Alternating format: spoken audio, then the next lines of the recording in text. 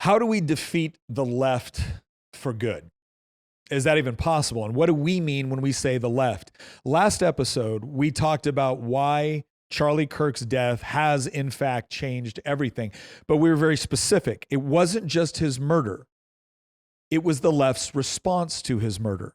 We talked about the various criteria that we see going on within political discourse. We talked about things like the different sides of the political spectrum having diametrically opposed worldviews. We talked about the glorification of political violence. And we talked about what happens when a political movement has a critical mass which believes these things and is willing to openly celebrate it. And we came to the conclusion that's where the left is at in this country. We also came to the conclusion that this is not something where the right woke up one day and declared the left our enemies. Rather, what we recognize is that for well over a decade now, perhaps even longer, the left has considered us their enemy. And we just stopped disagreeing with that definition. So, what do we do about it? Well, that's what we're going to discuss on today's episode. And we're going to get specific. And this isn't going to be, well, just vote harder. No, we're going to talk about what we do as individuals, what we do as part of a movement, and what we should expect out of the Trump administration over the next 4 years, out of Congress, in order to actually achieve our objectives. And I'm going to talk about this a little bit from military terms, because when I went on the Sean Ryan show, he asked me a question. He goes, Nick, you were a Green Beret. And the Green Berets were the guys that we kind of send in to either conduct unconventional warfare or conduct counterinsurgency. In short, we're the guys that are either destabilizing a nation or trying to bring stability to it. And he said, how do you do that? And I gave him an explanation. And if you want to see that, go check out that episode on Sean Ryan.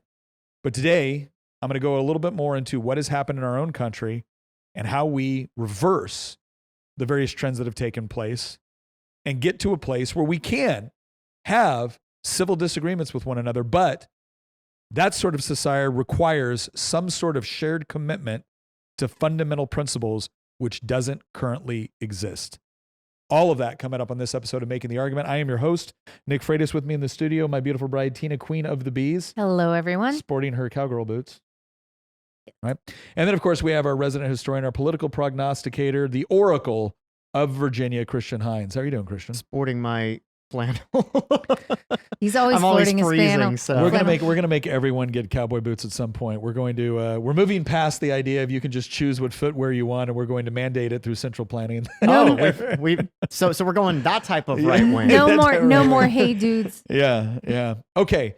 So first things first, let's frame this up. So when we say the left, we do not mean like your neighbor who tends to vote Democrat who wants a slightly higher marginal tax rate, right?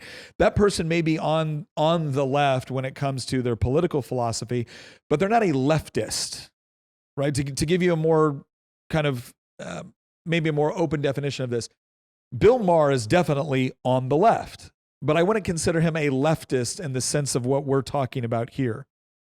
When we talk about the left, we mean something, or leftist, we mean something pretty specific. And when I talk about this from a military perspective of what is our mission, my mission is to destroy leftist ideology. That I consider that my mission. I want to destroy leftist ideology. And what I mean by that is I want it to be thought of like Nazism is thought of.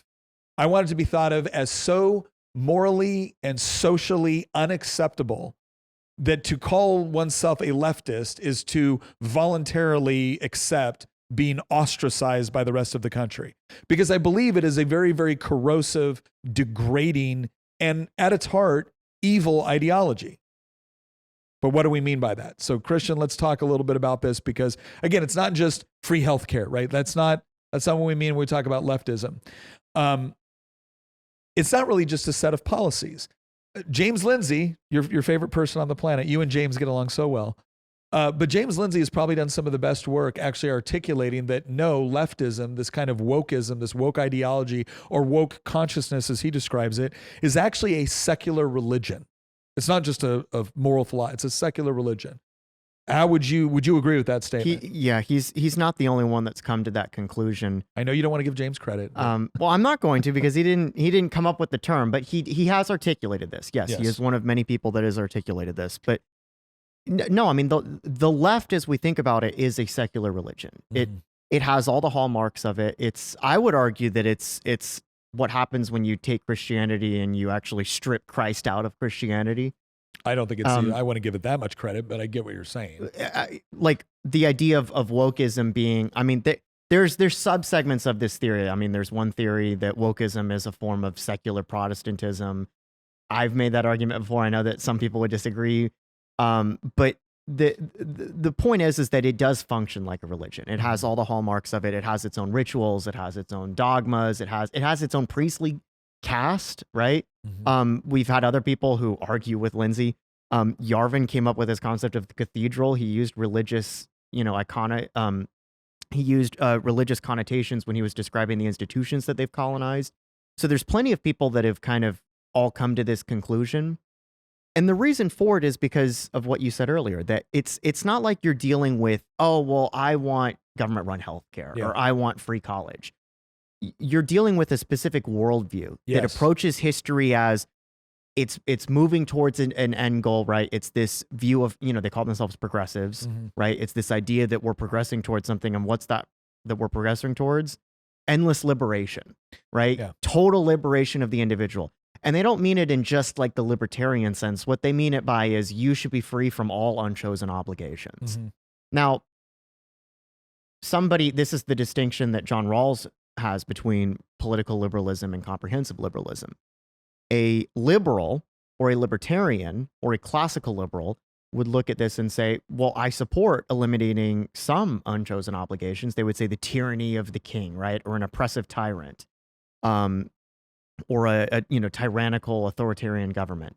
But there's a lot of unchosen obligations that are out there that are actually essential to maintaining civilization, like the family, like the nation. Like you are not, when you were born, it's not as if your consciousness was this free-floating thing that chose a soul to inhabit. Yeah. You are the product of generations of history that came before you. Even the very language that you're using to articulate your thoughts and your speech, you didn't come up with that. That came from thousands of years of the evolution of, in our case, the English language. And the same thing of your nation is the product of hundreds of years of history. Your family, your lineage is the product of hundreds of years of history. So if you want to liberate the individual from all unchosen obligations, what you're going to produce is a fully atomized individual that's divorced from any relations with anybody else. Yeah, customs, religion, tradition, and anything that could be said to be imposed on one just by the very nature of its existence. And I think you also see this in the way they talk about rights. It's fascinating because they will make these false equivalencies between, like, human beings are the only ones that have to work to survive. No, everything has to work to survive. Or they'll say they're the only ones that need money to survive. No, money is actually money is a human invention which actually makes surviving and transactions significantly easier. You're right. The cow doesn't need to use currency in order to get the grass. Would you like to go live off of eating grass? Like, would you like to join the cow in the state of nature, right? In the state of nature that Jean-Jacques Rousseau is so enamored with. But I think that when you look at it, so if you look at, we'll say, the structure of Christianity. The structure of Christianity is this idea, I believe a true idea, I'm a Christian, that there is a God. God created the earth. He created morality, like he's the source of truth, of love, of justice. He created human beings. Human beings were given the option to not follow God. We engaged in sin. There's consequences for those sins. In order for God to maintain love and justice, there has to be a way to reconcile that while maintaining justice. So you can't just forgive everything that was done, or else justice isn't satisfied. And if we just all die off as a result, well, then the question is God really loving us? So God maintains love and justice through this process of saying, look, I'm going to pay the penalty in the form of Jesus Christ in order to provide reconciliation. But you still have to choose that reconciliation.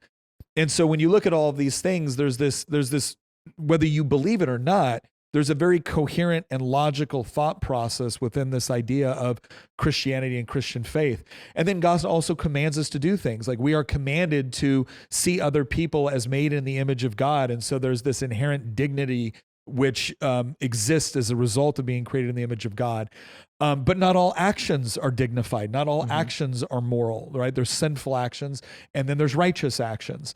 And so isn't it interesting how the left's approach to Christianity is always, tolerance and forgive. Yes. But at the same token, they've also divorced the Christ figure from it. This is why I said that there is this argument that leftism is a replacement of Christianity, stealing certain elements of Christian metaphysics while leaving out the most important component, which is obviously the Christ figure. So there's no redemption. I told you this like a year ago or 2 years ago that like leftism is if you had Christianity, but no redemption, no forgiveness of sins, right? You have to perpetually apologize for your whiteness or your toxic masculinity. There's no Christ figure.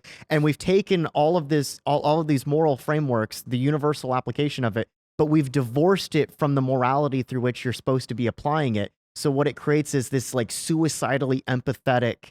Well, I think there's an important distinction here that needs to be made. If you kind of look at what wokeism is attempting to achieve, or critical theory is attempting to achieve, there's a couple of what we might call doctrinal, presuppositions. One is this idea of oppressor versus oppressed, and it's this idea that to completely be free from oppression is to be free from any of the limiting aspects that prevents you from being your authentic self. So it's kind of this like Maslow's hierarchy of needs, right? We all need food, we all need shelter, and then we need, some form of like satisfaction or recreation. But then at the top of Maslow's hierarchy of needs is this idea of self-actualization. It's this idea of the most authentically version of you possible. Now, what's interesting is that what you really see from a lot of this is this idea of you getting to be your own God. Yes. Right? That is whether it's explicit or not, it's in there. And what's interesting is you go all the way back. There's a reason why Saul Alinsky, who we're going to talk about later, is a very, important figure on the left. There's a reason why he dedicated his book Rules for Radicals to Lucifer. The first edition of it, he dedicated to Lucifer as the first rebel who won himself a kingdom, because in Christian theology, Satan is cast down from heaven to earth.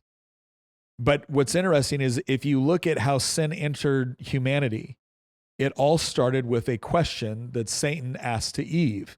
And the question that Satan asked Eve is, did God really say? And then he questions God's truth.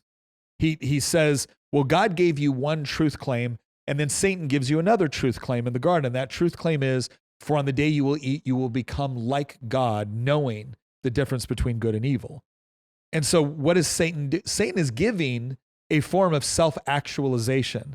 What Satan is doing is Satan is telling Eve, you will be able to be like God once you possess this classification of knowledge, which is interesting because if you look at it, there's a similar conversation that takes place between Lucifer and God when Satan says in Scripture, I will become like the Most High. And so when we say that this version of leftism is its own theology, what we mean is it seeks to replace God and essentially replace it with the idea that you can be your own God. And this idea of what Marx called like the dictatorship of the proletariat is that we're now going to all get to be our little own gods, but then we work in concert with one another to create this utopia, yes, which is heaven on earth through the dictatorship of the proletariat. And the reason why it's important to understand it within this framework is because whereas God is offering an objective truth and an objective morality for which he is the author, and it's not up to us to decide what that truth is. It's not up for us to decide what the morality is. We discover it. It is revealed. And then God says, operate within this framework. And operate within this framework and positive things will happen. Operate outside of this framework and negative things happen. Satan turns that on its head. It's like, no, you get to decide the moral framework. Well, in the same token, the left does the same thing. They reject the framework and say, no, the framework isn't neutral and the framework is not divinely ordained. The framework is you have set this up as the oppressor in order to put yourself at the, in order to construct a hierarchy and put yourself at the pinnacle of society. And so we are now awakened. This is where the term woke is coming from. We're now awakened to the fact that these are not neutral rules and they're not divinely ordained rules. They're rules that the oppressors have set up. They're norms that the oppressors have set up in order to set themselves at the top of the hierarchy. Yeah, their argument is no, you use God as a moral excuse for doing the evil things you would. Well, if you look right now, there's I don't know if you guys saw previews for a cartoon coming out to basically say that God is the bad guy. Yeah. And poor Lucifer, and kind of follows Lucifer, and it's a cartoon for children. Yeah. So if you look, it definitely brings that oppressor-oppressed thing. Yes, that dynamic. So if you look at all of this, and obviously this is manifested in different ways. Somebody in the chat asked, is this just like paganism? It actually isn't. Because even within a lot of your pagan traditions, whether you're talking about Odin or whether you're talking about Zoroaster or whatnot, there was still, I believe those are false religions, but they still pointed to something that was transcendent and outside themselves. Leftism is purely immanent. Yes. It's in the world. It kind of rejects transcendence, or it rejects transcendence that's beyond the divine, the desire of the individual. The self-will is the only thing that... So if you look at their sacred dogmas, it's what are they constantly appealing to? Well, they're appealing to this notion of equality or equity. They're appealing to this notion of progress. They're appealing to this notion of, liberation from anything that is preventing you from being your authentic self, right? These are kind of like these dogmas that they're pushing toward. Then they have their rituals. Right? Your DEI statements, your land acknowledgements, pride parades, like all of these things are things that you are expected to participate in to demonstrate your loyalty to those dogmas. They even have their own liturgical calendar. Yeah. Right? Pride Month. What was it? A couple days ago was another LGBTQ holiday that they've created. Like they've constructed not just rituals, they've also constructed festival days and feast days, and that's why I said it's almost like a liturgical creed, calendar. You got well, and that's because some people will say, well, Nick, this is ridiculous. I know people that are woke, but they go to church. Okay, but watch very carefully which the way churches do they go to? Yeah, if they go to, for instance, I was watching one at a so-called Episcopal church, and it's obviously not an Episcopalian church in the traditional sense, but they're getting up there, and there's very, very little mention of the gospel. In fact, you will see the so-called priests or clergy within these churches violate centuries of tradition of Christianity. They will violate all of the core doctrines of Christianity. So what they're doing is they're putting on Christianity as kind of a robe, but Christianity is made subservient to their dogmas and their doctrines. They're using it as a means to push their ideology. Right. And well, the LGBTQ groups aren't the first to do that either. No. There are a lot of other groups in the past who basically their main issue is whatever social doctrine they care about. And then they tried to bring in Christian elements to undergird it. Mm-hmm. Yes, it's well, and this goes back to Gramsci. We've talked a lot about Antonio Gramsci and the March to the Institutions, but it's this idea that what Gramsci was talking about was you use the existing structures, you infiltrate the existing culturally shaping structures, whether it be religious, social, political, economic, arts and entertainment, and you use those to undermine the existing structure and then supplant it with your own. So those which you can subvert and control, you do that. Those which you can't subvert and control, you destroy or you compete with. So, and again, to your say, they have their own priest class, right? This is the academics. This is your HR. This is your political officers, right? It's the, these are the guys that are instructing you on the proper way to think about these things, lest you fall into the heresies, which are the heretics are the oppressors. Right, or the conservatives, the traditionalists, the Christians, right? These guys are necessarily their enemies. This is why I said before, it's this idea that It's not as if we woke up one day and said, hey, you guys are all our enemies. We got treated like enemies for so long, and we've just kind of stopped pretending that we're not anymore. And why is that important? Because if you recognize this ideology for what it is, that's where you recognize what I was trying to illustrate in that tweet that I did the day Charlie was murdered, where I said, this is no longer a civil discussion between fellow countrymen on trivial matters, right? Or even important matters. This is a war, and I was very specific in how I said this. This is a war between diametrically opposed worldviews. And that's what, like, Speaker Don Scott, oh, I can't believe this can't be true. Yes, it can. It absolutely can. Why? Because I can point to everything you want within society. I can point to the roles that you believe that government should play. I can point to the things that you want taught in our schools. I can point to all the things that you want in the public space, subsidized by taxes, codified by law, and enforced by the government. And I can say, I can't accept that. If that's true, if Don Scott and I want two very, very different worlds, and Don Scott is not willing to live and let live, Don Scott will absolutely use the government to impose these things. How is that not a diametrically opposed worldview where Don just expects me to surrender? And what happens if I don't surrender? Well, it's okay if they do bad things to me. It's okay if they take my property. It's okay if they take my children away. It's okay if Charlie Kirk gets murdered because he's a heretic. He's standing in the way of this glorious progress, this utopia that we're eventually going to arrive at.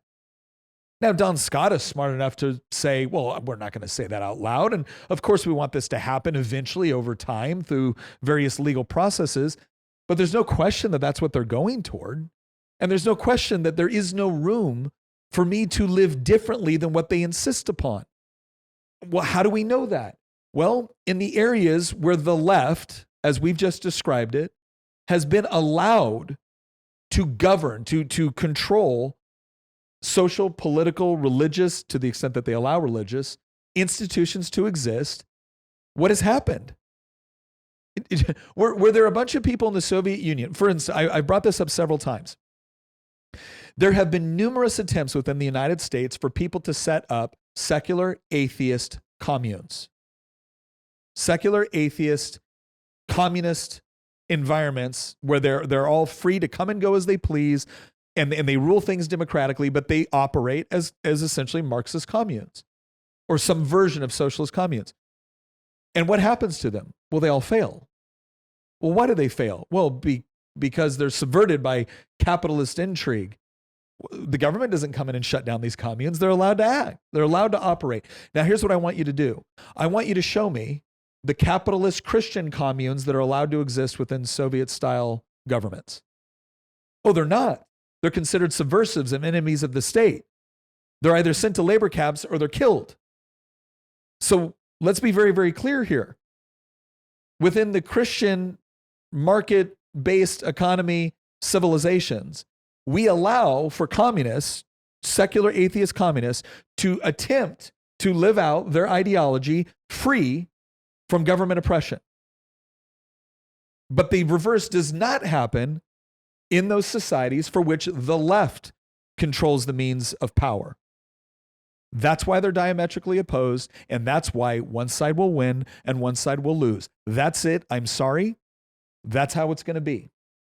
So the question becomes, when we look at the strategic framing of this, and this is the part Christian asked me about this, he's like, could you put this in military terms? Yeah, I can. So there's a common kind of planning guide that we use in the military called MET-T. Now they've changed it to MET-TC and they've added other things. But here's what it stands for. Mission, enemy, terrain, time, troops, and then the C was like civilians on the battlefield. So if the mission is to defeat this version of leftism, and remember what I'm saying, please hear me out correctly. I don't like being misunderstood. I'm not saying defeat people. I'm saying defeat an ideology. Because ultimately, I'm a Christian. I don't see my fight as ultimately against flesh and blood. I don't want, my goal is not to defeat every person who currently identifies as a leftist. My idea is I don't want them to be consumed or controlled by that ideology. But if that's the mission, okay, that's step one. Step two is enemy. Who is the enemy? Well, my enemy is leftist ideology, but there's a lot of people that adopt leftist ideology and seek to impose it. And so I have to properly recognize who falls into that camp. All right. The next has to do with this whole idea of terrain. A good way to think of terrain is the operational environment. And the terrain in this sort of ideological fight, this sort of philosophical, theological battle, the terrain, the strategic terrain is your culturally shaping institutions, the family, education, media, arts and entertainment, politics, the church. That's your terrain. Troops. The troops are what assets do you have available to you in order to go and compete for this strategic terrain in order to accomplish your mission. Right? And then when we look at the time, it's this idea of, okay, what time do we have in order to accomplish things that we need to? And you have a long time goal with the mission, right? You could argue that that's a mission that never stops. But you do have time that you set up for individual objectives, right? So that's an idea of what we're talking about here. And that's the framework that we're going to use. And I know some people are uncomfortable with that, but it is what it is at this point. I was very uncomfortable with Charlie Kirk getting murdered on stage. I was very uncomfortable with the way that the left responded to that. And while I have no intention of ever participating in or giving aid and comfort to the idea of returning evil with evil, I am commanded to overcome evil with good. I do think that there's a lot of Christians, there's a lot of conservatives that they are very, very quick to point out in Romans 12 where it says, bless those who curse you. They're very, very quick to point out in Scripture where it says to love your enemies. These are commands, they're not suggestions. But you know what they skip over? Romans chapter 12, verse 9. Abhor what is evil. We have spent way too much time in this country making evil ideas and concepts comfortable, tolerated.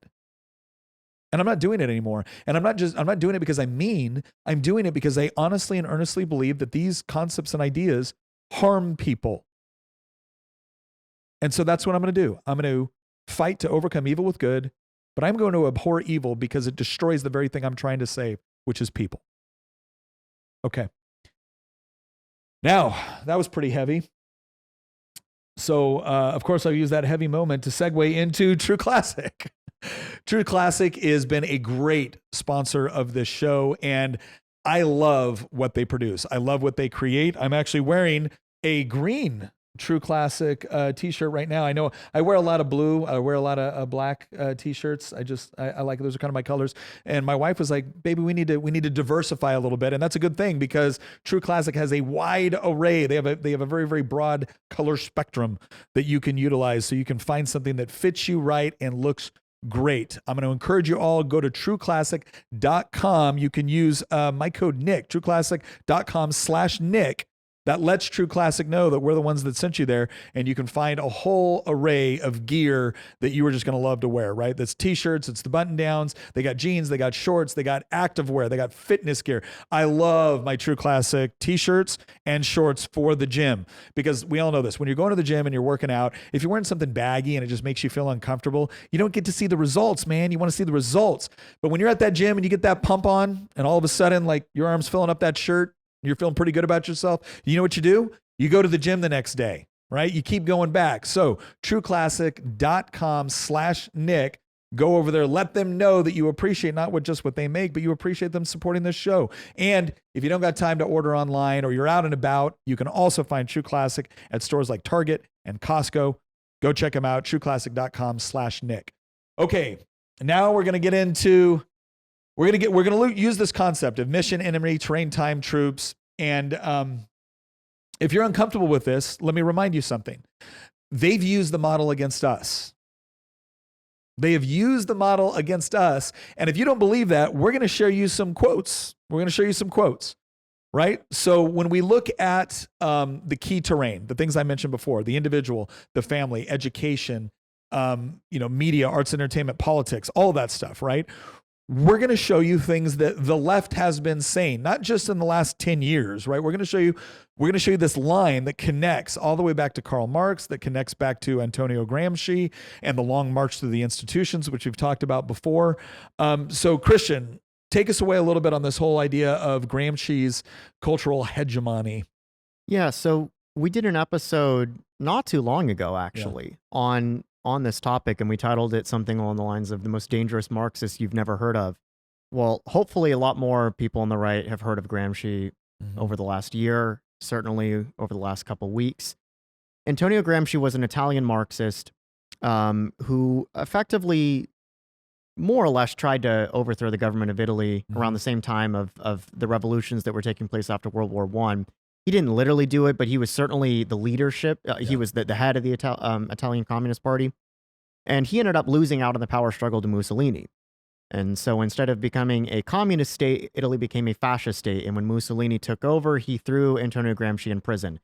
The irony being that at one point in time, Gramsci actually praised Mussolini when he was a socialist. Yeah. But Gramsci in prison. He praised Mussolini when Mussolini was an international socialist. As soon as he became more of a national socialist, then they. Yeah. So in prison, Gramsci had a lot of time to write, and he had one big question on his mind, which was, why did Lenin succeed and I failed? And he wrote hundreds and thousands of pages in his, over a decade in prison before he passed away. He wrote the prison notebooks, and one of the things that he concluded more or less is that, look, the bourgeois classes, as he described it, using very typical Marxist language, have constructed a cultural hegemony that guarantees that their worldview ends up prevailing. One of the biggest conclusions that Gramsci came to was that it's not good enough to just march out into the streets and stage a general strike or an uprising or an insurrection. That's the way that they did it in Russia. Yeah. That can't be done in Western Europe or Southern Europe or in the United States, in large part because the culture is too bourgeois. Well, let's keep something in mind here. Marx is the one that predicted that it would be the countries that were going through what he called late stage capitalism would be the ones that would throw off the yoke of the capitalist, contradictions and the proletariat would seize the means of production. And to your point, yeah, but it didn't happen in any of those countries. It happened in Russia and China. Were farther along the path of capitalism than Russia and China were. And so he chalked it up to this idea of, well, you've got these cultural institutions which protect this way of thinking or this system. And so you've got to overthrow those if you actually want to take over a country. Yeah, and if you do that, then you might not even need to stage the violent uprising because the culture will be so subverted, right? I mean, from his perspective, it'll be cured, but it'll be so changed from within that we will create the very Marxists rather than stage the uprising and institute the dictatorship of the proletariat.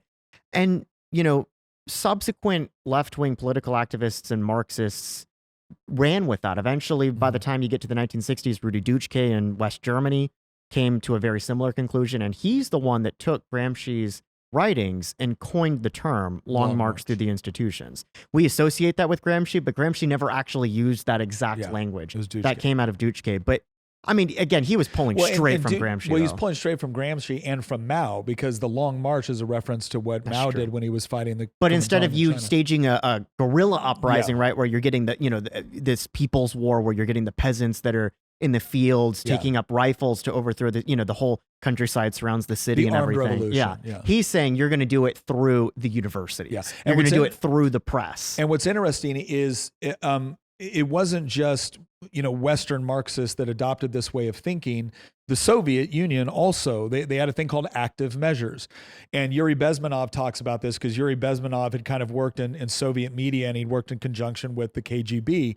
And when Yuri Bezmenov came to the United States, he talked about this. He goes, well, yeah, there was active measures, there was programs within the Soviet Union that were meant to essentially, he doesn't use this term specifically, but to essentially use Gramscian tactics to take over the culturally shaping institutions within a capitalist country or a Western nation for the purposes of demoralizing them, undermining them, and then subverting them.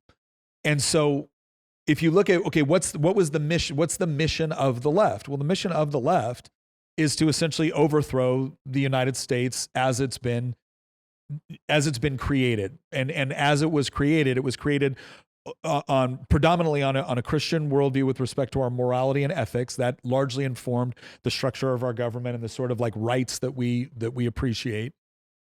It was formed around certain classical liberal notions of representative government, individual liberty, personal responsibility, property rights, freedom of speech, freedom of religion. These things were all incorporated within the United States, and it's all antithetical to Marxism. So if you want a Marxist end state, and that is all roads on the left lead back in some way, shape, or form to some version of Marxism. If you want that, you must necessarily overthrow what the United States was created to be. Not just slavery, not just the things you don't like about maybe early American history. You must overthrow fundamentally what the United States is. Okay, so that's their mission. I think it's much deeper than overthrowing the U.S. I agree. Right? I'm using the United States as an example. They're trying to overthrow Christianity. They're trying to overthrow, they're trying to. Well, again, I think it goes back to the garden, right? You will be like God. So like that's pretty tempting to somebody, right? So if it's overthrowing that, but we're looking at the practical notion of how is it being applied in the United States, they see Christianity as the enemy. They see concepts of objective truth as being the enemy. They see concepts of objective morality as being the enemy, which those are all rooted in Christianity. But they also see capitalism, free market economics as the enemy. They see private property rights as the enemy. They see free speech as an ultimate enemy because they don't, again, this is the reason why they are so hungry for things like hate speech laws and shutting down their opponents that have a platform, because to them, you engaging in that kind of free speech is a form of heresy, right? So there's a reason why that all has to be overthrown. That's the enemy. So the enemy is Christianity, free market economics, capitalists, all that stuff, private property rights. So, okay, mission enemy, terrain. What is the terrain? This is what Gramsci and Herbert Marcuse and Duschke, this is what they were all talking about. You can't just run into the United States and start shooting. Because now they can. Because we shoot back, right? Well, you know what I'm saying? Because we shoot back. Right? We will match that energy, right? And so they were never successful. And again, they made attempts. They made attempts early on. They made attempts through anarchist assassinations. They made attempts through the civil rights movement. They made attempts through, the Weather Underground. They tried to kick off a series of race wars, which they thought would bring about the fall of capitalism and the rise of leftist ideology. It didn't work. There's a reason why people like Bernardine Dorn, when they got arrested for trying to blow up police stations and start race riots and wars, then went into academia. There's a reason why when you read Rules for Radicals, who, by the way, Hillary Clinton wrote her thesis on that. Gramsci's letters, prison letters, you want to know how they got translated into English into U.S. academia? Guess who did it? It was Pete Buttigieg's father. He's the one that led the group that translated Gramsci's writings into English and put it into Western academia or American academia. You look at Barack Obama, heavily influenced by Saul Alinsky, by Angela Davis, by all these people. Angela Davis was heavily influenced by Herbert Marcuse, right? So there's a straight line from Marx to Gramsci. I would say there's a straight line from the serpent of the Garden of Eden to this, but that's where you get into this idea that, okay, if this is our guerrilla warfare, if our guerrilla warfare is not going out in the streets and shooting and armed resistance, if our guerrilla warfare is taking over the culturally shaping institutions, what does that look like? Okay, well, let's start reading what Karl Marx had to say about the individual and the family. Here's or did you want to bring up this one first? Yeah, I've got, this is directly from the Communist Manifesto. Okay. And he writes quite a lot here. There's this paragraph in particular that I want to read. And particularly this opening sentence. Okay, is this up on screen now? He says, the selfish misconception that induces you to transform into eternal laws of nature and of reason, the social forms springing from your present mode of production and form of property, historical relations that rise and disappear in the progress of production, this misconception you share with every ruling class that has preceded you. What you see clearly in the sense of ancient property, what you admit in the case of feudal property, you are, of course, forbidden to admit in the case of your own bourgeois form of property. Abolition of the family, even the most radical flare-up of this infamous proposal, even the most radical flare-up at this infamous proposal of the communists. On what foundation is the present family, the bourgeois family, based?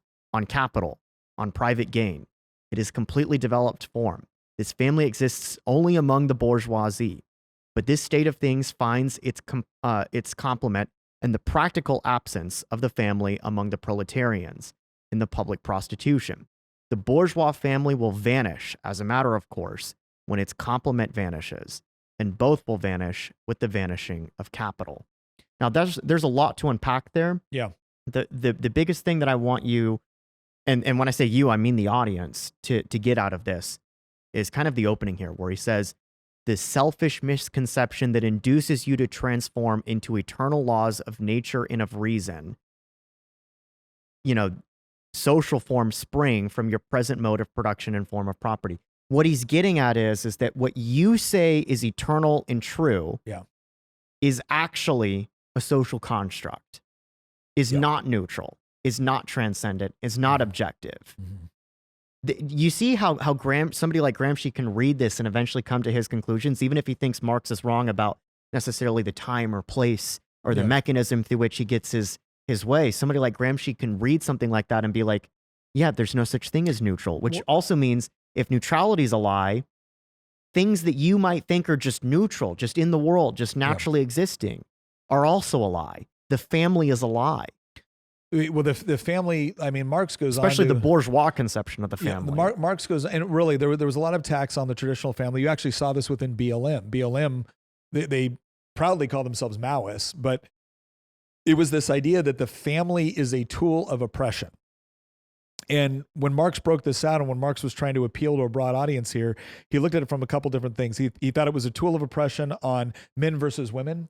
How often have you heard the feminist narrative that marriage is basically structural sexism? It's a form of illegitimate hierarchy of the man over the woman. How many times have you heard women talk about, or feminists talk about this idea that any sort of, I'm going to use a term that won't get us throttled, intimacy between husband and wife is actually a form of coercion?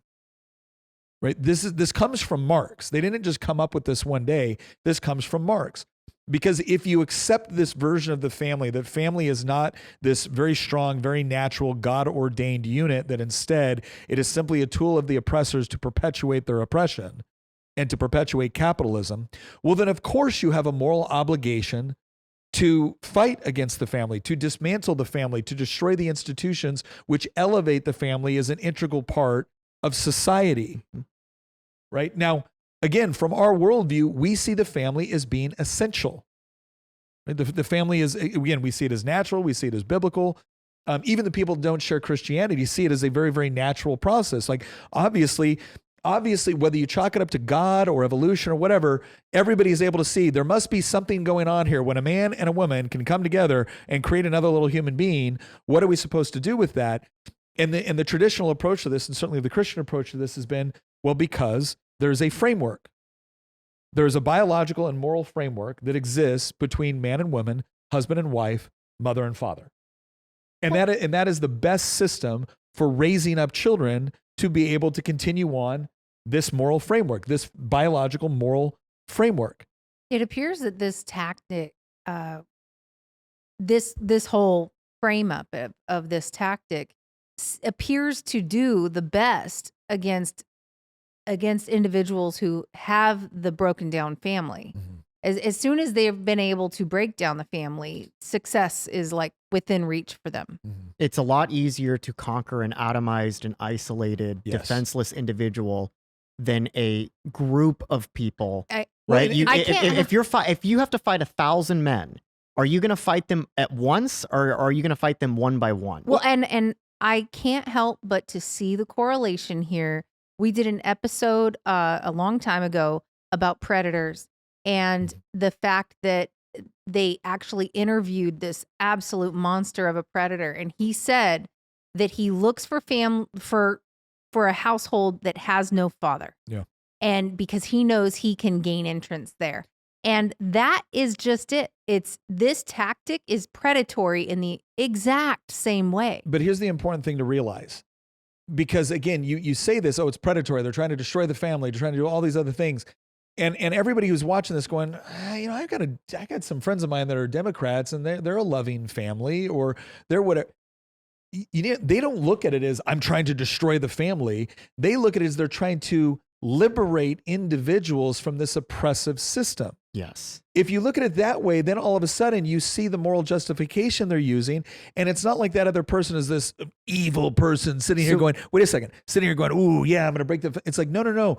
What we're going to do, and you can see on how they do it, because even the people on the left who have families are constantly organizing those families in such a way to where there might be certain practical considerations. I had a child with this man.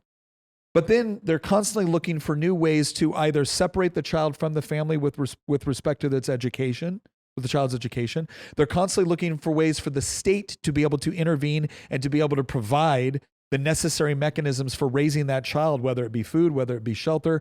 They're constantly trying to come up with situations where they elevate single motherhood as if it's almost something to be desired. They incentivize single motherhood by saying that if you leave your husband, you get these benefits. If you stay with your husband, you do not. Right? So you're not going to convince me that the left doesn't on some level. Right? Now, sometimes that animosity manifests itself in Marx coming right out and saying, this is a horrible bourgeois, evil structure. And sometimes it manifests itself in far more subtle ways where you shouldn't be the one educating your child or raising your child. No. You need to give that child to us so you can get back into the workforce, right? Your child it takes a village. Right? You're not the one that should be responsible. You don't want to be just a mom. You don't want to be just a mother. So everything that you were saying just a little bit earlier, there's one more thing that I want to read from Marx, because just listen to this and tell me if this doesn't sound familiar.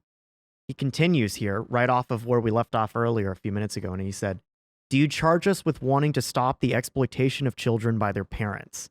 To this crime we plead guilty. But you say, we destroy the most hallowed of relations when we replace home education by social. And your education is not that also social and determined by the social conditions under which you educate, by the intervention, direct or indirect, of society, by means of school, etc. The communists have not invented the intervention of society in education, but they do seek to alter the character of that intervention and to rescue education from the influence of the ruling class." And keep in mind, they does that not sound so similar to the stuff that you've heard from progressives when it comes to education, raising children, family creation? I mean, when you hear the, they will say things like, "We're not trying to say dissolve or abolish the family in the sense that we eliminate having kids." Well, some of them are going that far, right? But they're saying no. You don't understand. This has all been pre-programmed. We're trying to deprogram you from things that you think are neutral and natural. And we're saying, no, your understanding of education is not neutral. Yeah. It's influenced by something. And that something is this bourgeois culture that we want to eradicate. Yeah. And so when we say abolish the family, what we mean is abolish the bourgeois, non-progressive, non-Marxist, non-leftist interpretation of how to do these things. Well, and they also, I mean, you see in the way that Marx, because part of the problem here is that people were criticizing the communists, like, well, how do you replace, if husbands and wives are no longer a thing, if mothers and fathers are merely, it's merely a biological choice to propagate the species, then who is ultimately responsible for these things? It's like, the collective. The collective is responsible for not just educating the child, the collective is responsible for raising the child. And that way, because in that way, what they see is, it's this idea is the child is now liberated from the parents and the parents are liberated from the child. And so it's all about you being, but you have to be obligated to something because somebody has to actually fulfill those roles in educating and raising. Well, the state will do that, or the dictatorship of the proletariat will do that. It's important to understand that insofar as there is any difference between socialism and communism, it's that communists, Marx imagined this world where eventually no state would be necessary because you would have a complete dictatorship of the proletariat. That's their heaven. The socialists, if you're looking at Lenin's definition, it was the idea that socialism was this intermediary step between moving from capitalism to the state running everything to eventual dictatorship of the proletariat. It's just newsflash. You never get to this utopia that they're actually talking about, because what would that even look like? Does 100% of people vote on everything that you do? And then what happens? You haven't gotten rid of hierarchy. You haven't created a hyper-egalitarian society. You've just created a different dictatorship of the majority, right? You haven't gotten rid of exploitation. You've just changed the mechanism by which it's realized. But there can be no question that the traditional conception, the Christian conception of the family, they considered their enemy, and they sought to replace it with the collectivization of, this is another reason why there's this bizarre phenomenon. And Engels even talks about it. I think I can't remember if it was in a pamphlet. I can't remember. But Engels talks about this funny thing where it's, why does the concept of sex always work its way in to leftist thinking about things? And why does it always include this idea of rampant promiscuity? Why does it always include this idea of completely removing any boundaries, any bourgeois morality from and bourgeois was really just Christian morality with respect to concepts of sex, because Christian concepts of sex were, sex is something that should be done between a man and a woman within the confines of marriage, both for intimacy between husband and wife and for the creation and raising of children. That's sex within the bourgeois morality, right? But in Marxist morality, sex is just a biological expression. It's just something to be enjoyed. And think about it. If there is no real heaven, right? And you're looking at what are some of the physical things that you can experience on earth that we have a drive toward and that we desire to experience, it's almost like they're offering as a substitute. We're asking you to give up the family. We're asking you to give up this morality. We're asking you to give up all these other things. But here's where we're offering you. You just get to go be promiscuous. Well, women would look at that as, well, wait a second. Okay, guys get to go be promiscuous, but we get pregnant. Well, how do you liberate women from the curse of pregnancy? The member of our community, Andrea, was right when she came on the podcast several months ago and said that you can't really separate feminism from Marxism. Yeah. She actually argued that Marxism was feminist. Yeah. The traditional understanding is that feminism is kind of the natural consequence of Marxism. But she does have a good point when you argue that, well, of course, if you're starting from these kind of first order concepts or principles, you will inevitably get to feminism in the same way that if you start with feminism, even though a lot of feminists won't admit it, you will eventually get to transgenderism as well. Yeah. What's important to understand about this, and I know we've just got our first point nailed down, is in all of these things, we've started with the family, we're going to go through many other institutions and subsets of life. This is not a disagreement on policy. Yeah. They are disagreeing on the first order principles. Yes. They are saying, I reject your metaphysics. I know that I've used that word 1,000 times on this podcast, but maybe for once, I'm using it. I think I'm always using it. It's a foundational point of their worldview, which is diametrically opposed to ours. So there is no policy that they can recommend where we can come to agreement on it, because we're not even talking about the same. You're not even thing. at the same starting point. Yeah, we're not even at the same starting point. And on that front, on the next one with academia, do we want to go into? Yeah, let's go into. Okay, so that first key terrain that we're fighting over is the family and the concept of what the individual is. The Christian traditionalist says that the individual is made in the image of God, and they have certain obligations to God, to themselves, and to others. The Marxist interpretation of the individual is you were primordial goo, and we've evolved to this particular point, and your obligation first and foremost is to yourself. It's to your own self-actualization. And you must be liberated from all of these other conceptions. And the family is just one more oppressive power structure that is holding you back, and now we're going to liberate you from the family. Whereas again, the Christian or the traditionalist or the conservative says, no, the family is the building block of the rest of civilization. So this is where we say this is key terrain that we're fighting over, and there is no reconciliation between these two positions. The second one we're going to talk about as key terrain is academia, and we're going to go right to Gramsci on this one. Do you got the quote? Yep, from here it Gramsci? is. He says, the motive being, I've read it off before when Yeah. we did our podcast on Gramsci, but it's worth repeating. He says, the motive being of the new intellectual can no longer consist in eloquence, which is an exterior and momentary mover of feelings and passions, but in active participation in practical life as constructor, organizer, permanent persuader, and not just a simple orator. What he's getting at is that education is always a form of persuasion and indoctrination. Yeah. And that intellectuals who engage in quote unquote education are persuading. They're not merely educating. They're kind of one and the same. And so the act of the intellectual is not to just give great speech. You know, he says here, you know, it doesn't just consist in eloquence, right? Eloquence might move a crowd momentarily, but that doesn't necessarily persuade. Well, The purpose is to change minds and change opinions. Which also means the application of pressure.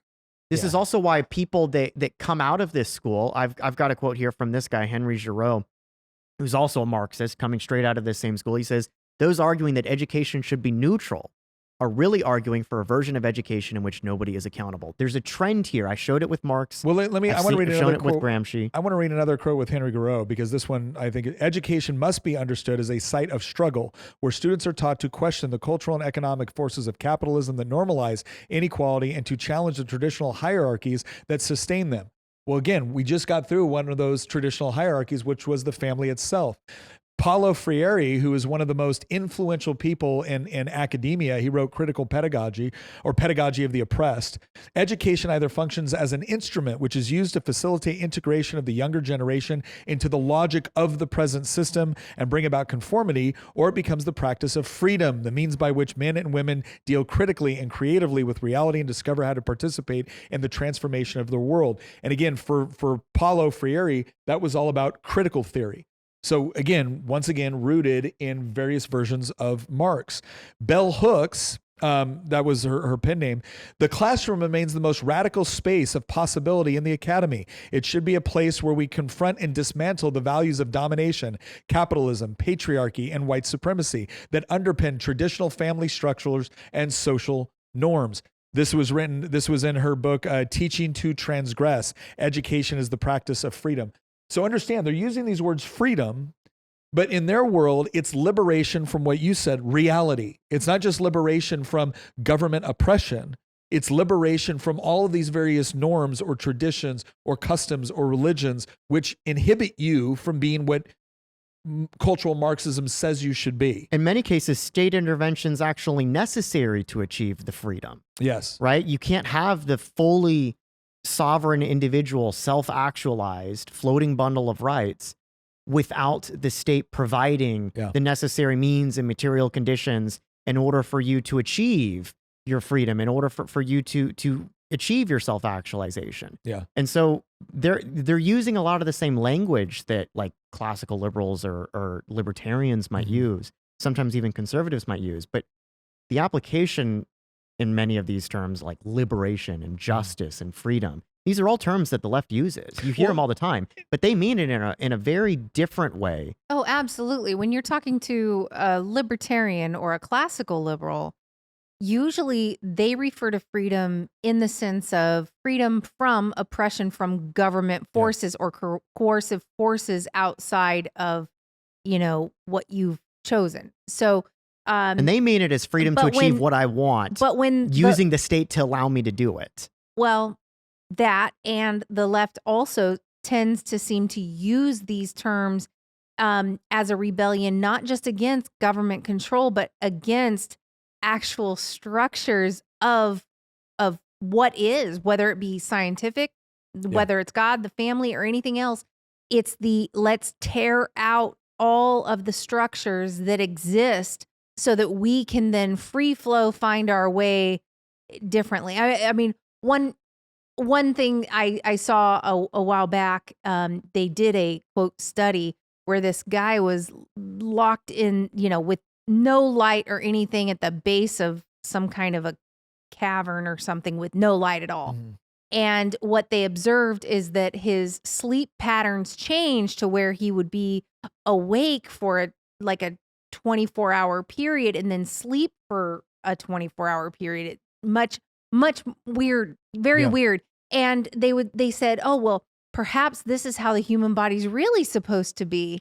And maybe this social construct of our sleep patterns, is governed by the sun, which is not really how we're supposed to be. And I'm thinking, or you disrupted everything that's natural and stuck this person in a hole for a month or whatever it was. And he created new patterns because his body was so confused. Yeah. Don't sit here and act like this is healthy for us. And so it's this idea that if we just, tear apart the fabric of reality enough, we may find some other way of being that transcends this. Well, and the other thing too that's very important to understand about academia and really education in general is that, okay, once again, look at it from the perspective of the left. If we're trying to dismantle the family because they look at it as an oppressive hierarchy structure, but we still have, the problem remains, how do we educate?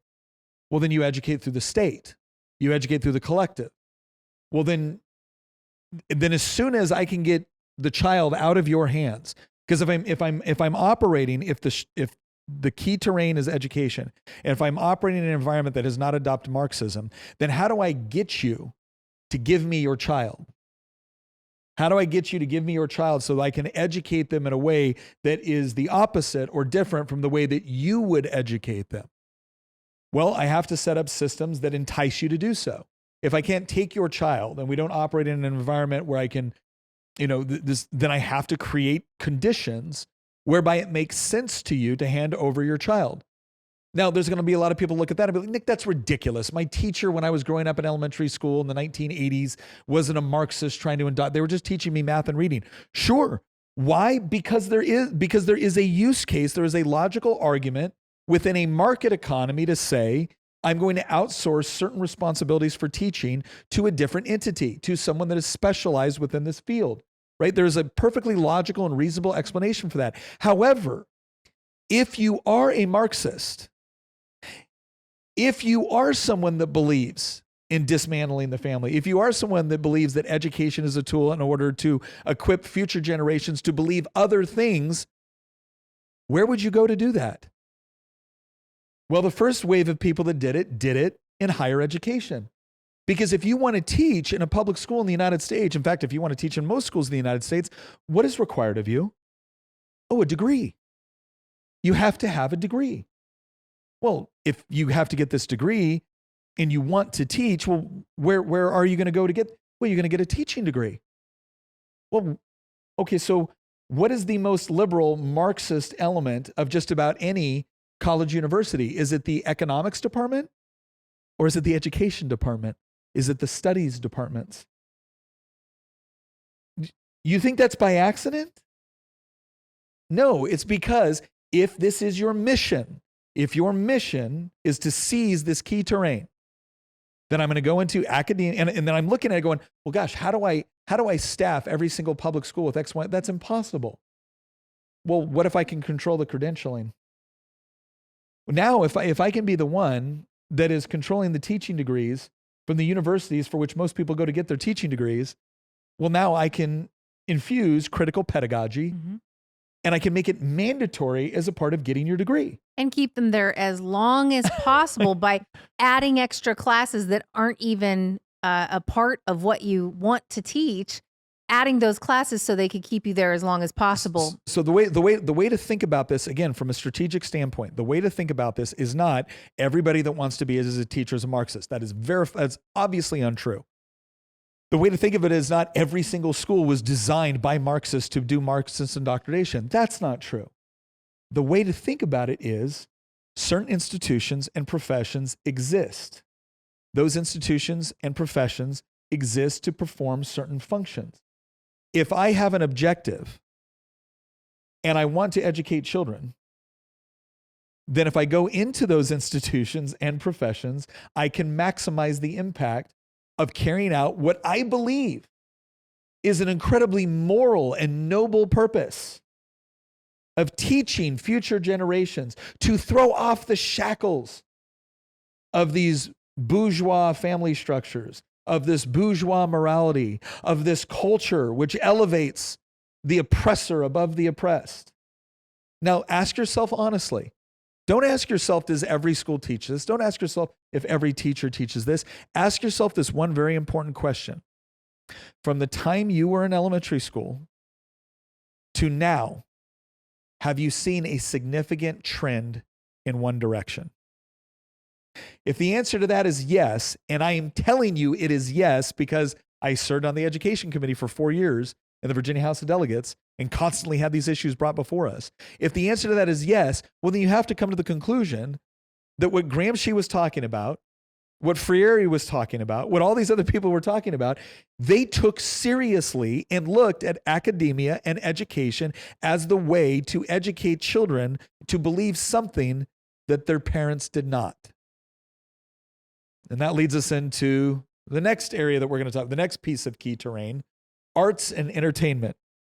Now, I asked this question, and I was speaking at Young America's Foundation, Young America's, and we're at the YAFCON in DC, had all these college students, and I said, ladies and gentlemen, if I asked you the arts and entertainment, would you say that it's predominantly left-wing or right-wing? And everybody instantly, of course it's predominantly left-wing. Most of the music you listen to, most of the movies that you watch, most of the fiction or literature that you read, the cartoons your kids watch, all have this left-wing bent in the way that they interpret reality. So much so that there's actually been a counter to it on YouTube with people like Nerdrotic, people like Critical Drinker. Hang on. Go ahead. Usually it's Tina that's jumping ahead in the outline. Okay. Right now it's Nick that's jumping ahead. Yeah. We're also like way behind. We're an hour into this episode and we're still going through the institutions. Stop talking about being behind and speed up. Let's talk about arts and entertainment. Stop derailing your own podcast, Nick. All right. So we've got a great quote here from, of course, if we're going to do an episode about left-wing subversives, we have to have a Mark Hughes quote in here, right? So he says in his book about aesthetic dimension towards a critique of Marxist aesthetics, that it's funny how Marxists critique other Marxists. Yeah. He says, quote, "Art breaks open a dimension inaccessible to other experience. A dimension in which human beings, nature, and things no longer stand under the law of the established reality principle. Art fights against the reconciliation with the given reality." Do you see that there's a trend here that keeps popping up? Fighting against the established power structures, fighting against the hierarchy that's imposed upon us, fighting against reality. There is no such thing as neutral. Everything always has an agenda. Yeah. So what they're starting, this is why I said earlier, this is not about policy so much as it is about first order questions, about metaphysics. They're rejecting your metaphysics, which means you can't have a debate and discussion. You can't talk this thing out. You can't settle these things through typical parliamentary process and elections and courts. They'll reject your elections in courts if you win. They'll say that you're illegitimate if you win. Well, here's the important part to distinguish, though, right? Is that it's not as if these are a bunch of idiots running out there saying there's no such thing as reality. Now follow us. This was what Gramsci was talking about. He understood that when you try to push these things too quickly, there is a rebellion. So how do you get people to naturally adopt it over time? Arts and entertainment are critical to that. I'm going to read something from Toni Morrison. Toni Morrison said, "All good art is political. There is none that isn't. And the ones that try hard not to be political are political by saying we love the status quo." Here's Angela Davis. "Art can be a way to disrupt the complacency that allows capitalism and its attendant oppressions to persist. It's about creating images and narratives that destabilize the dominant culture, that make people question the legitimacy of traditional power structures." Another one that I love is the War on Beauty. If you're not following the War on Beauty on YouTube and on Instagram, go check out her page, because she talks a lot about this. She talks about why is there this war on beauty? Why is there this brutalist architecture? And what's interesting is you start to see it become far more prominent after World War II. It started before that. But you start to see it become more prominent because it's this idea that if we say something that if something is objectively beautiful, then you're imposing a standard of beauty. And beauty, after all, is purely in the eye of the beholder. How dare you suggest that what this building that is made out of gray concrete, that is just one big box, how dare you suggest that that is less beautiful than the Mona Lisa? How dare that you suggest that it's less beautiful than the Sistine Chapel? That's just your oppressive power structure speaking. It used to be that art reached for the divine. Art used to it reached for something on a higher plane. So it wasn't that it was reaching into a realm that was not reality. Yeah. It was reaching for a higher reality. And now art tends to be whatever hodgepodge, messy junk might be in your head, splatted out on paper. Or splatted out through whatever medium you want. And half the time we look at things that are, quote, art, and we think, I could have handed my toddler some wax to melt down and throw at the wall, and it would have looked better than that. Well, there's something else too that I think is important here, because there's things that we can look at that are mundane or just what we feel like to be ridiculous. Like the guy that duct tapes a banana to a canvas and says, oh, this is art. And we all look at that and like, that's ridiculous. But something that's even worse is the disturbing. Go drive around Richmond, Virginia, the capital of the Commonwealth of Virginia, and look at some of the art that they put up on buildings. It's not mundane or a little bit ridiculous. It's disturbing. And why? Because that goes right into this whole idea that what Angela did. It's about creating images and narratives that destabilize the dominant culture, that makes people question the legitimacy of traditional power structures. So if you say, no, the Mona Lisa is beautiful, no, the Sistine Chapel is beautiful, why? Because it's reaching for something that's the divine, that's transcendent, that's objectively beautiful, something that we can all look at and say, that took talent and that took effort, and it's calling us to be better or to reach for something that's better or pure or beautiful. Yes.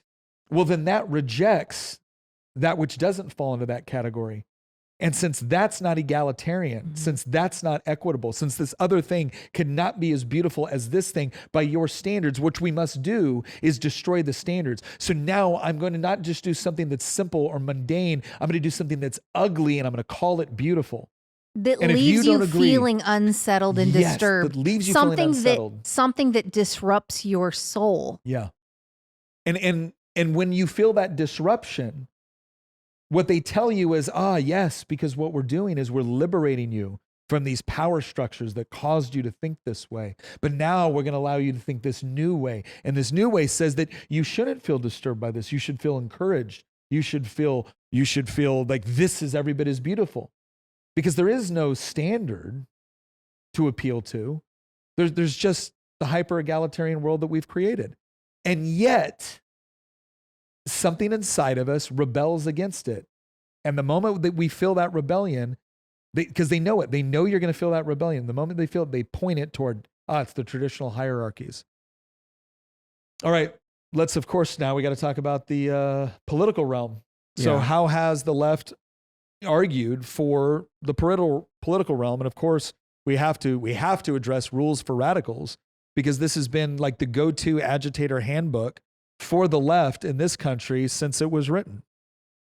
Yeah, Alinsky. So, I mean, I've got the rules pulled up here and we'll go through them, but Alinsky kind of first off, he opens the book with the homage to Lucifer. That's who he dedicates That's it kind to. of a giveaway. But he, and notice how his dedication was, he rebelled against the establishment so effectively that at least he won his own kingdom. Yeah. Alinsky also kind of asks an important question here. He says, The Prince was written by Machiavelli for the haves on how to hold power. Rules for Radicals is written for the have-nots on how to take it away. So what are those rules? Well, We'll go through some of them here. Rule number 1, power is not only what you have, but what an opponent thinks you have. If your organization is small, hide your numbers in the dark and raise a din that will make everybody think that you have many more people than you do. Rule number 2, never go outside the experience of your people. The result is confusion, fear, and retreat. What it basically saying there is you dumb down all narratives so that the people within your organization can understand and repeat them and use them. Rule number 3, whenever possible, go outside the experience of an opponent. So he's inversing that, right? Here you want to cause confusion, fear, and retreat. Rule number 4, make opponents live up to their own book of rules. You can kill them with this, for they can no more obey their own rules than the Christian church can live up to Christianity. Which is why they always quote the Constitution and the Bible to us. Yeah. Yes, exactly. That's exactly why they do it. Tina was spot on. What was this, a couple weeks ago, when you said that they quote the Constitution to us in the same way that an atheist will quote the Bible, which is part of the reason why I'm done quoting the Constitution back to leftists. Mm-hmm. Because I now understand that they're not making an appeal to a neutral framework that we both agree should be the supreme law of the land. No, they're making an appeal to something in an attempt to disarm their opponent. Yes. So that way they can then use leverage against them to get what they want. I joked around once, and this isn't a perfect representation, but I joked around once to say that in leftism, hypocrisy is the only sin and tolerance is the only virtue. Because and it's easy. The easiest way to not be a hypocrite is to have no standards. So if you tolerate everything, right, or if you engage in their version of tolerance, well, you can never be a hypocrite because you're not holding anyone to any real standards. But what's interesting about this is they will come back and say, well, yeah, we're just pointing out that you're a hypocrite. You can't live up to your own standards. But there's this quote I love, and I can't remember who says it, and it says, hypocrisy is the compliment that vice pays to virtue, which is to say that should you be a hypocrite? No.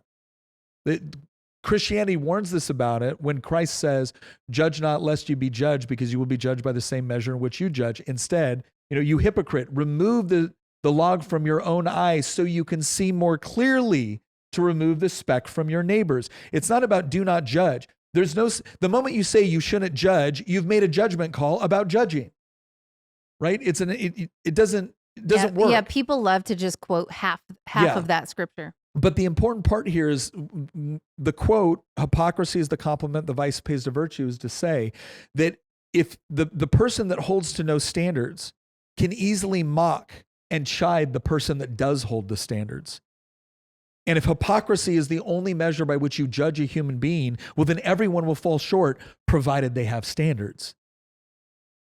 Alinsky continues. Number 5. His 5th rule. Ridicule is man's most potent weapon. It's hard to counterattack ridicule, and it infuriates the opposition, which then reacts to your advantage. There's another rule here in Rule 5, right? And this was the idea that their action is our reaction. This is something that we've warned against. A lot, when the left says ridicule someone, what they're basically saying is goad them into making a stupid decision. Goad them into making a stupid response, to saying something bad, to doing something bad, to reacting in a way that's bad, because what they're doing is they're prodding you and they're poking you. It's the bully that is constantly irritating you, and then the moment you hit him back, cries and runs to the principal. And they do this all the time. What was the first thing that was done when Charlie Kirk was murdered? They either talked about gun violence, or they said, well, the real victims are us.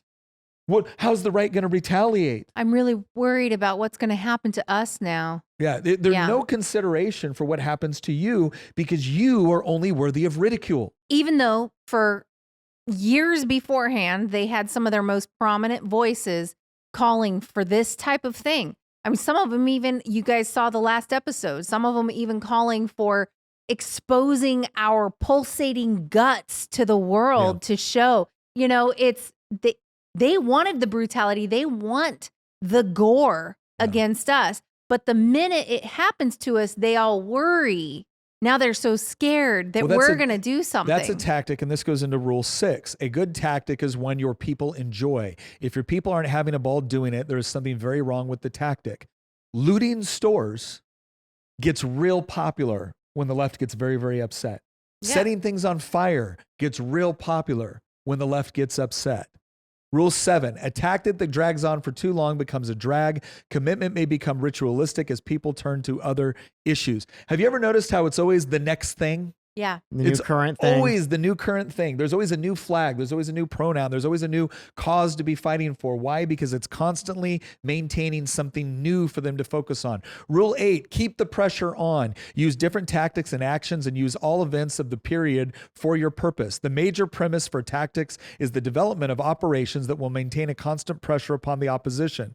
It is this that will cause the opposition to react to your advantage. This goes back into the rule I talked about before. Their action is our reaction. Rule 9, the threat is more terrifying than the thing itself. When Alinsky leaked word that large numbers of poor people were going to tie up the washrooms of O'Hare Airport, Chicago city authorities quickly agreed to act on a long-standing commitment to a ghetto organization. They imagined the mayhem as thousands of passengers poured off airplanes to discover every washroom occupied. Then they imagined the international embarrassment and the damage to the city's reputation.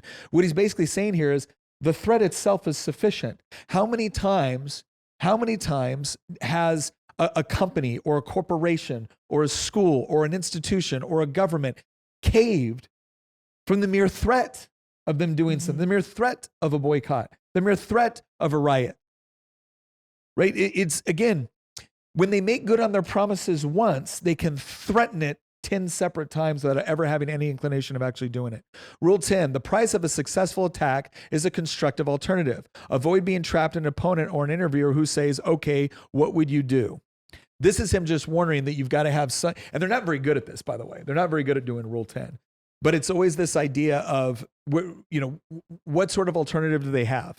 Rule number 11, pick the target, freeze it, personalize it, polarize it. Don't try to attack abstract corporations or bureaucracies. Identify a responsible individual, ignore attempts to shift or spread the blame. This is the ad hominem attack. This is the demonizing someone. Let me ask you something. Who had they picked, freezed, personalized, and polarized on September 10th? Charlie Kirk was to blame. Charlie Kirk is spreading hate. Charlie Kirk is evil. Charlie Kirk is a racist. Charlie Kirk is a fascist. Charlie Kirk is a threat to democracy. Well, there you go. They did that one, didn't they?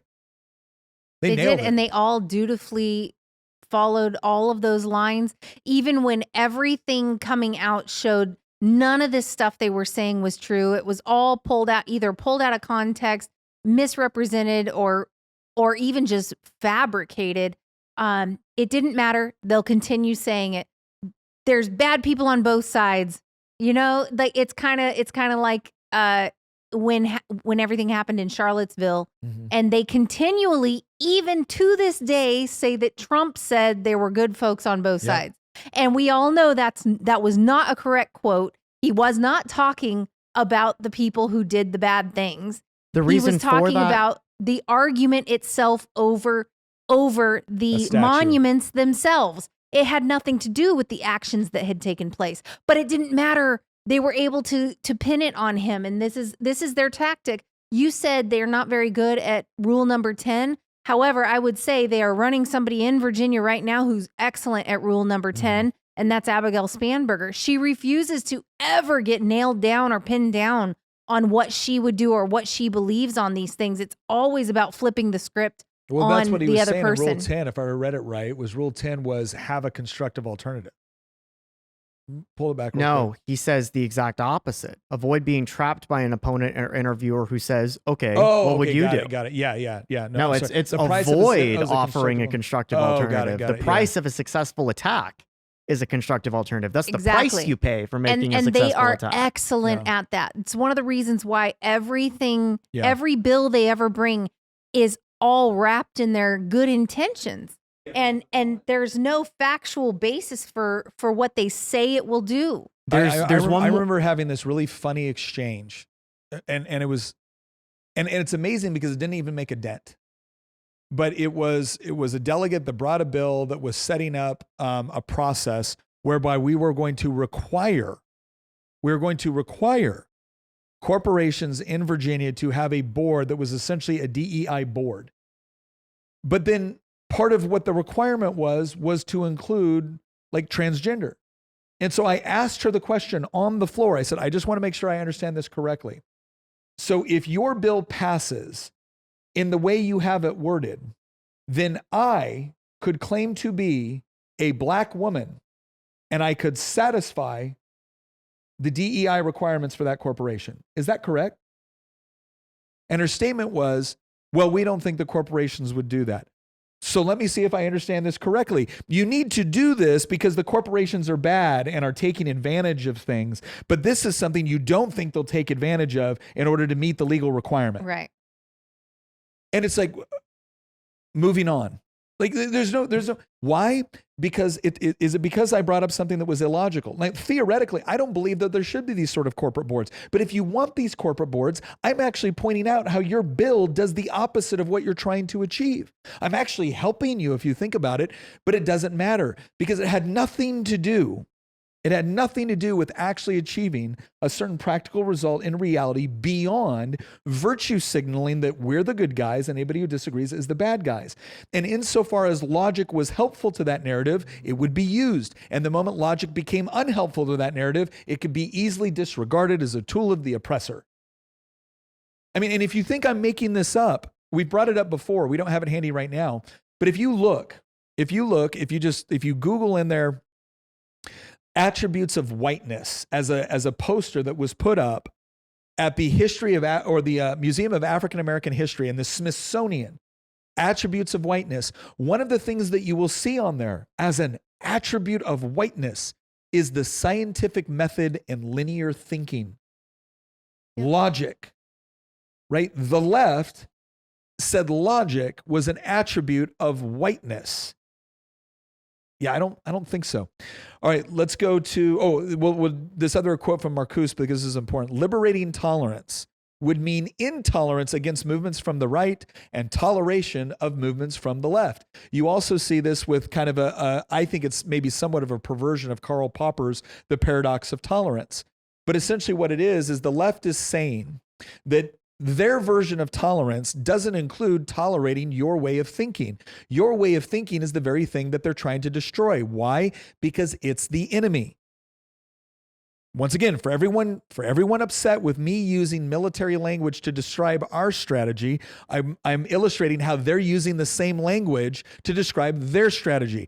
We're the enemy. Our ideas are the enemy. And so therefore, they're not worthy of tolerance. In fact, to tolerate our ideas would be a violation. It would be a form of heresy. Toleration is what is accepted for left-wing ideas, not for right-wing ideas. Let's move into the last one here, and that's the media. Yeah, this is an interesting one. So Noam Chomsky wrote this book near the end of the Cold War in the late 1980s. And read this section from here, because you're gonna read this and be like, it's the exact inverse of the type of world that we now live in today. So this is what Chomsky is claiming what was going on, and we're claiming this is in his book, Manufacturing Consent. Yeah, and we're claiming that this is the opposite of what happens today. He goes, a final filter is the ideology of anti-communism. Communism as the ultimate evil has always been the specter haunting property owners as it threatens the very root of their class position and superior status. The Soviet, Chinese, and Cuban revolutions were traumas to Western elites, and the ongoing conflicts and the well-publicized abuses of communist states have contributed to elevating opposition to communism to a first principle of Western ideology and politics. This ideology helps mobilize the populace against an enemy, and because the concept is fuzzy, it can be used against anybody advocating policies that threaten property interests or support accommodation with communist states and radicalism. It therefore helps fragment the left and labor movements and serves as a political control mechanism. If the triumph of communism is the worst imaginable result, the support of fascism abroad is justified as a lesser evil. Opposition to social democrats who are too soft on communists and play into their hands is rationalized in similar terms. Liberals at home, often accused of being pro-communist or insufficiently anti-communist, are kept continuously on the defensive in a cultural milieu in which anti-communism is the dominant religion. Now, take out anti-communism and reverse all the ideologies. Reverse all of it, and now put anti-fascism. If you allow communism or something that can be labeled communism to triumph in the provinces where they're in office, the political costs are heavy. Like he continue. This is why I said, like, he wrote this, and imagine the total inversion of this. Replace communism with fascist or Nazi, right? Or right-wing extremist. And everything he described here is what is currently taking place today. The final ideology is anti-fascism.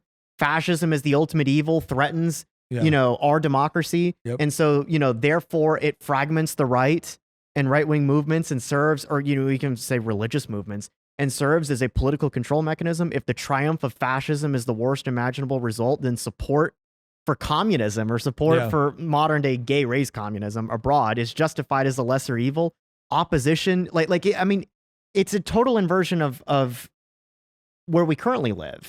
Well, and so that's the reason that I brought up this quote here, because not because I'm saying that he was right when he wrote this. I would actually argue that he was overstating it, but in a way, everything that he wrote, the exact opposite of the type of world that he described here in the 1980s is the world that we now live in. There was a guy running for Congress. He actually took down, I went to go look at it, he took down the post. I had responded to it with a lot of others. He got ratioed bad, but he basically said, if you're anti-fascist stands for anti-fascism. If you're against Antifa, then it's time to take a hard look in the mirror and realize that you are, in fact, a fascist. And I said, that is some brilliant analysis, Dylan. I'm now head of the Anti-Killing Puppies League, and anything I do or stand for, regardless of what it may be, must be considered all part of the struggle to save puppies. Any tactics I use or positions I take must be supported, or you will have to take a look in the mirror and realize you are, in fact, a puppy murderer, at least according to the logic of this imbecile running for Congress. Right? That's the sort of thing that they're talking about here, is they've created this dynamic in the media where, again, if you are anything that you do, which is not sufficiently anti-fascist in their minds, makes you a fascist. And they just dutifully regurgitate these things over and over and over again. But once again, if you're looking at it from the left's perspective, and this is key terrain, well, why is it key terrain? Because it informs people about what to think about what is going on in the world. And so if Charlie Kirk, keep in mind, only 10% of Democrats polled, I think it was 10% of Democrats polled, believe that Charlie Kirk was shot by someone with left-wing ideology. Now, we think that's absurd. Like, how could they possibly believe that? Well, if you believe that the most important thing possible is to liberate people from these oppressive systems, and this particular narrative of a leftist murdering Charlie Kirk is not helpful to your narrative, well, then of course it is the duty and the obligation of the media to prioritize the narrative in such a way as to not harm the mission. You want another example of this? Why did we not hear about this Ukrainian refugee getting stabbed to death on a bus by a guy that yelled, "I got that white girl," until weeks after it happened? Not one story from any major news outlet, which could be considered mainstream news. I'm sorry, you're saying that was an accident? That was something they forgot? A guy with 14 different arrests who's out walking free murders a woman on a bus and says, "I got that white woman." And the press just dutifully nope, this isn't helpful to the narrative. The narrative is that the greatest threat to the United States right now is MAGA, fascist, white supremacists. Does this help the narrative? No. Well, then it can't get news time.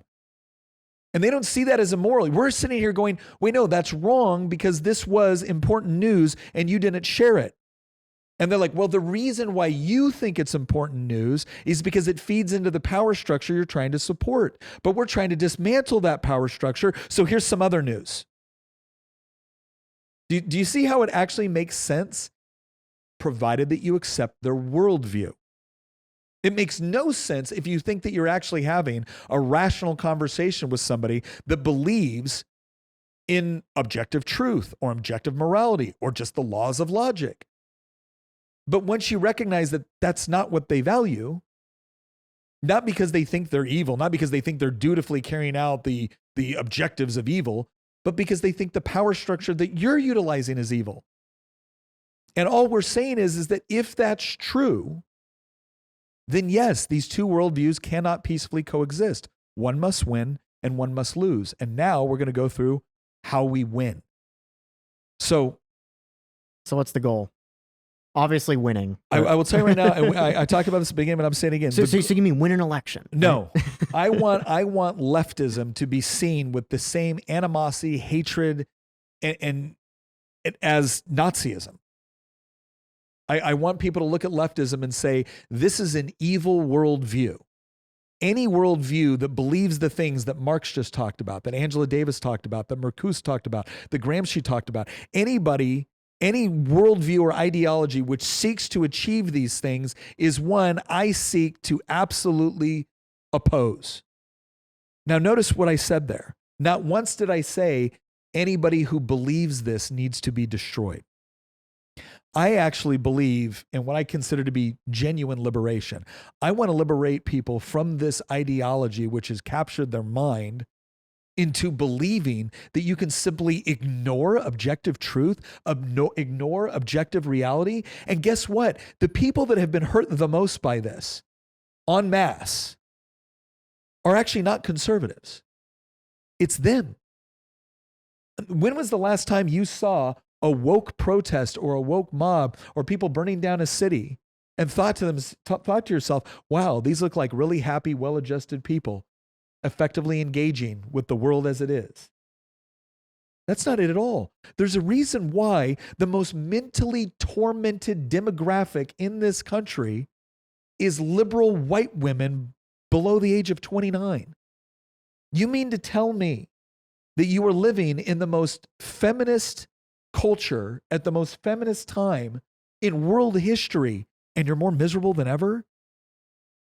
Look at the people, look at the various minorities that are supposed to have been liberated by this ideology, by this critical theory ideology. Are you telling me that it's actually been beneficial to the people that it claims to care about? Are you claiming to me that the people that you claim are oppressed are actually feeling better about their circumstances right now? That they actually see a pathway to where they can be healthy and prosperous and free as this ideology becomes more and more dominant? I don't see that. What I saw was a trajectory at one point where people were recognizing the American dream of being able to own a home and have a family and be successful. I see that being diminished the more this ideology pervades. It's the very minority groups in the United States that have rejected this narrative that have seen the most success. But we're not allowed to talk about that because the moment you bring up the failure of their ideology, that's racism, that's sexism. All right, so that's the goal. Defeat goal, leftism, not just electorally. We have a few questions if you guys are... Well, let me get through this part because I'm going to go through this part very, very quickly. There are individual responsibilities to this. There are community responsibilities to this, or group responsibilities. There are government responsibilities to this, right? So 3 levels of action. The first thing that we need to realize is that the terrain is the terrain. Mission, enemy, terrain, troops. The terrain is the terrain. Those culturally shaping institutions are important for a reason. There's a reason why they went after them. There's a reason why they try to dismantle the family and the individual. There's a reason why they try to use government incentive structures to do it. There's a reason why they try to use educational institutions in order to do it. There's a reason why they try to use arts and entertainment. So I don't want to give up these areas. I want to look at what we have. Now, as I look at Harvard right now, is Harvard a great place for us to pour all of our energy into retaking Harvard? Probably not. Now, if you're very passionate about Harvard, that's your old alma mater, and you want to fight for it, be my guest. But you know what you can do as an individual parent right now? You cannot submit to this idea that I'm just going to blindly hand over my children to whatever education system that is. Maybe you have a great public school in your community, but do you know that you do? And don't tell me well, that's what I did. Yeah, some time has passed between you were in elementary school and your kids being there. Were you ever having conversations about transgender ideology when you went to elementary school? Is it going on now? I promise you it is. I promise you it is. There's not a single school in the Commonwealth of Virginia that has not had to address the issue on whether or not a boy who claims to be a girl can walk into the girl's bathroom and watch your daughter get undressed. Are you sending her back into that environment? That's a choice you make because there are alternatives, and they may be difficult and they may be hard, but there are alternatives. And so we need to start thinking about, what do you do as an individual? What do you do as an individual when it comes to how you raise your own family? Because I know a lot of people that think, well, you know what? I raise my kids with good morals. Excellent. But do you hand them over to an education system that teaches them something entirely different? Because here's what I've noticed. All the other things we've talked about, arts and entertainment, politics, media, all of that's important. Your kids may like their cartoons. Your kids may like the music they listen to. Your kids may like the websites they're allowed to visit, whether you tell them they can or not.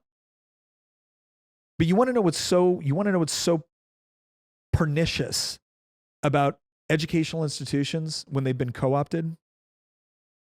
If you tell your kid to stop watching the cartoon, they might be angry because they lost entertainment. If you tell them they can't listen to that song, they might be angry because they lost entertainment. They can't watch that movie. But when you give them to an educational institution, what you're doing is you're creating conflict in their own mind about who's the actual authority for education in their life. Now, I'm not saying that you can't or shouldn't rely on other people who have specialization or skills or knowledge or wisdom to help educate your child. I think that's very important to do. But shouldn't you know who those people are? Shouldn't you know what's going on in that classroom? Shouldn't you know those things? Because here's what's going to happen. I have seen parents say this to me. Nick, it's the mission field. My kids are going into the mission field. Oh, excellent. Okay, great. So if they're sent into the mission field, then I can ask you some questions that I know is being discussed within those school classrooms, and you've got answers for them, right? And then I ask them the questions. And I have parents looking at me dumbfounded, like, I don't even know how to respond to that. Oh, but your kid does. But your 12-year-old does, right? They know how to respond to those things in the classroom. They don't feel intimidated when all of their peers are dutifully regurgitating whatever the teacher has told them. They don't naturally come home first and then ask you to explain this to them. And then when you can't, start to come to the conclusion that, oh, my parents are not my educators, the teacher is. See, that's the difference with the entertainment versus education. You're giving that teacher authority over their children. And if you can't give better answers to the questions than they can, and they have to survive in that social and educational environment, then pretty soon what they end up concluding is, you're not my educator. They are. So it doesn't matter what you say at the dining room table. It doesn't matter what you said to them at church that day. There will inevitably be a conflict on their mind on who really knows what's going on and who should really instruct them, because after all, they're the expert, not you. So I would beg you, be very careful with who you allow to teach your child, because they see this, not teachers. The people we've just discussed, the left sees this as one of the most critical institutions that they can have a foothold in. And are you telling me they haven't done a good job over the last 70 years? Are you honestly going to tell me that? When you look at what's going on, not just within our college universities, but within the educational system, we've already mentioned it. Where do you get your teaching degree to go teach elementary school? At the same universities that Charlie Kirk was going to. The other area I want to talk about with respect to, because there's individual responsibilities and all these others. When it comes to the area of arts and entertainment, what are you watching? What are you allowing your kids to watch? Do your kids have a smartphone? Understand something. Jonathan Haidt writes a lot about this. When you give your kid a smartphone, you're not just giving your kid access to the world, you're giving the world access to your kid.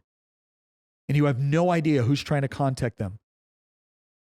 It should terrify you when you look at some of the children's video games and the way that predators are using those video games to try to influence your child. It should frustrate you when you look at the way that certain gaming creators put narratives into those shows to try to influence the way that your child interprets reality and looks at the world. So great. The good news is there's good things out there too. There's good programs. There's good entertainment. There's good education. But it is going to require you as the individual, you as the parent, to choose those things over the alternatives. When it comes to politics, are you voting? And I don't mean, are you voting for president? I don't mean, are you voting for Congress? Are you voting for governor, attorney general, lieutenant governor, state representative, state senator, school board, mayor, town council, board of supervisors? Are you voting for all that stuff? Are you talking to your friends about it when it's election time? Or is that just something you don't want to discuss? Are you involved in the primary process? Most people think it's only the general election, and they get to the general election and they go, why do we always have such crappy candidates? Well, I'll tell you why, because you were asleep at the wheel in June when you had a choice. When you had a primary opportunity to send a very, very strong message to whatever party you support, to say, I insist upon somebody that is actually going to protect my values and do so unapologetically, you chose not to be involved. And you know who wins? Whoever's got the best establishment support. And a lot of people within the establishment don't understand that this sort of conflict is even going on. We discussed that in the previous episode at length. What about the area? So we talked about the individual, the family, politics, media. This is the other thing. When it comes to journalism, one of the reasons why Donald Trump is president and not Kamala Harris is because there was alternatives in media that had never existed before. We would not know about this woman that got murdered on a train in Charlotte had it not been for social media. And Charlie Kirk was one of the ones that put her to the forefront. We would not know. I guarantee you, Glenn Youngkin, everyone is looking at the campaign that Glenn Youngkin ran in Virginia where he beat Terry McAuliffe, and nobody thought we could do it. And everyone's like, oh my gosh, it was a brilliant campaign. It was. He ran a very, very good campaign. And guess what? The reason why he won it required him to do everything right, but it also required the media to actually report on what Terry McAuliffe said when he said, well, I don't think parents should be choosing what's in their child's curriculum. I don't think the parents' place is to interfere in the classroom. Oh, really? And then all of a sudden it was breaking out what went on in Loudoun County, where a boy that identified as trans raped a girl in a bathroom. And then instead of suspending that boy pending the investigation, what did they do? They shifted him to another school. And what happened at that other school? He assaulted another girl. And then who did they arrest finally? The father for showing up at the school board meeting because he was angry about it. Why did that story get out? Was it because CNN was real eager to tell you about it? Nope, it's because social media was. Now, I'm not telling you to believe everything you read on social media. But I am saying that you're going to have to broaden your gaze if you actually want to look at who's willing to provide you the stories of what's actually going on as opposed to what's convenient for the narrative. So those are some of the individual responsibilities. When it comes to group responsibilities, this can be families, communities, this can be movements, whatever it is. It is about working in conjunction with one another. Not everybody has to do the same task. You should actually find the skills that people have in order to be able to impact the sort of change that you want to make. When I look at who we're going to do business with, whether it's on this podcast or who we're going to do business with in our private lives, I pay attention to what that organization, what that company might be putting out. Now, I understand when you look at some of these holding companies that control 47 different companies, you didn't even know it, you're limited in what you can achieve. I get it. I'm just saying that in the areas where you have the ability to have some impact when it comes to who you do business with, take advantage of it. We also need to look at the various people that are competing in these spaces. One of the things I love about arts and entertainment is that I can't remember the last time I went to a movie. That's not true. I think I went to go see John Wick 4 in the theater. But other than that, you know who I do like to watch? I get less enjoyment out of watching movies and more enjoyment out of watching Nerdrotic talk about the movies. I genuinely do. It's entertaining to me and it's informative. You know, I like using Good Ranchers. I give my business to people who at the very least don't hate me.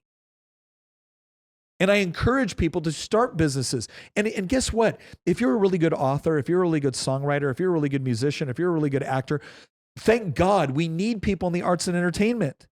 We need people to be writing these new books, to be singing these new songs, to be engaging in that world. And there's never been a better time to be able to do it. Gary from Nerdrotic said it best. He goes, Hollywood is going to be destroyed by some really talented people with AI and a YouTube channel because all of a sudden the old barriers to entry are being torn down.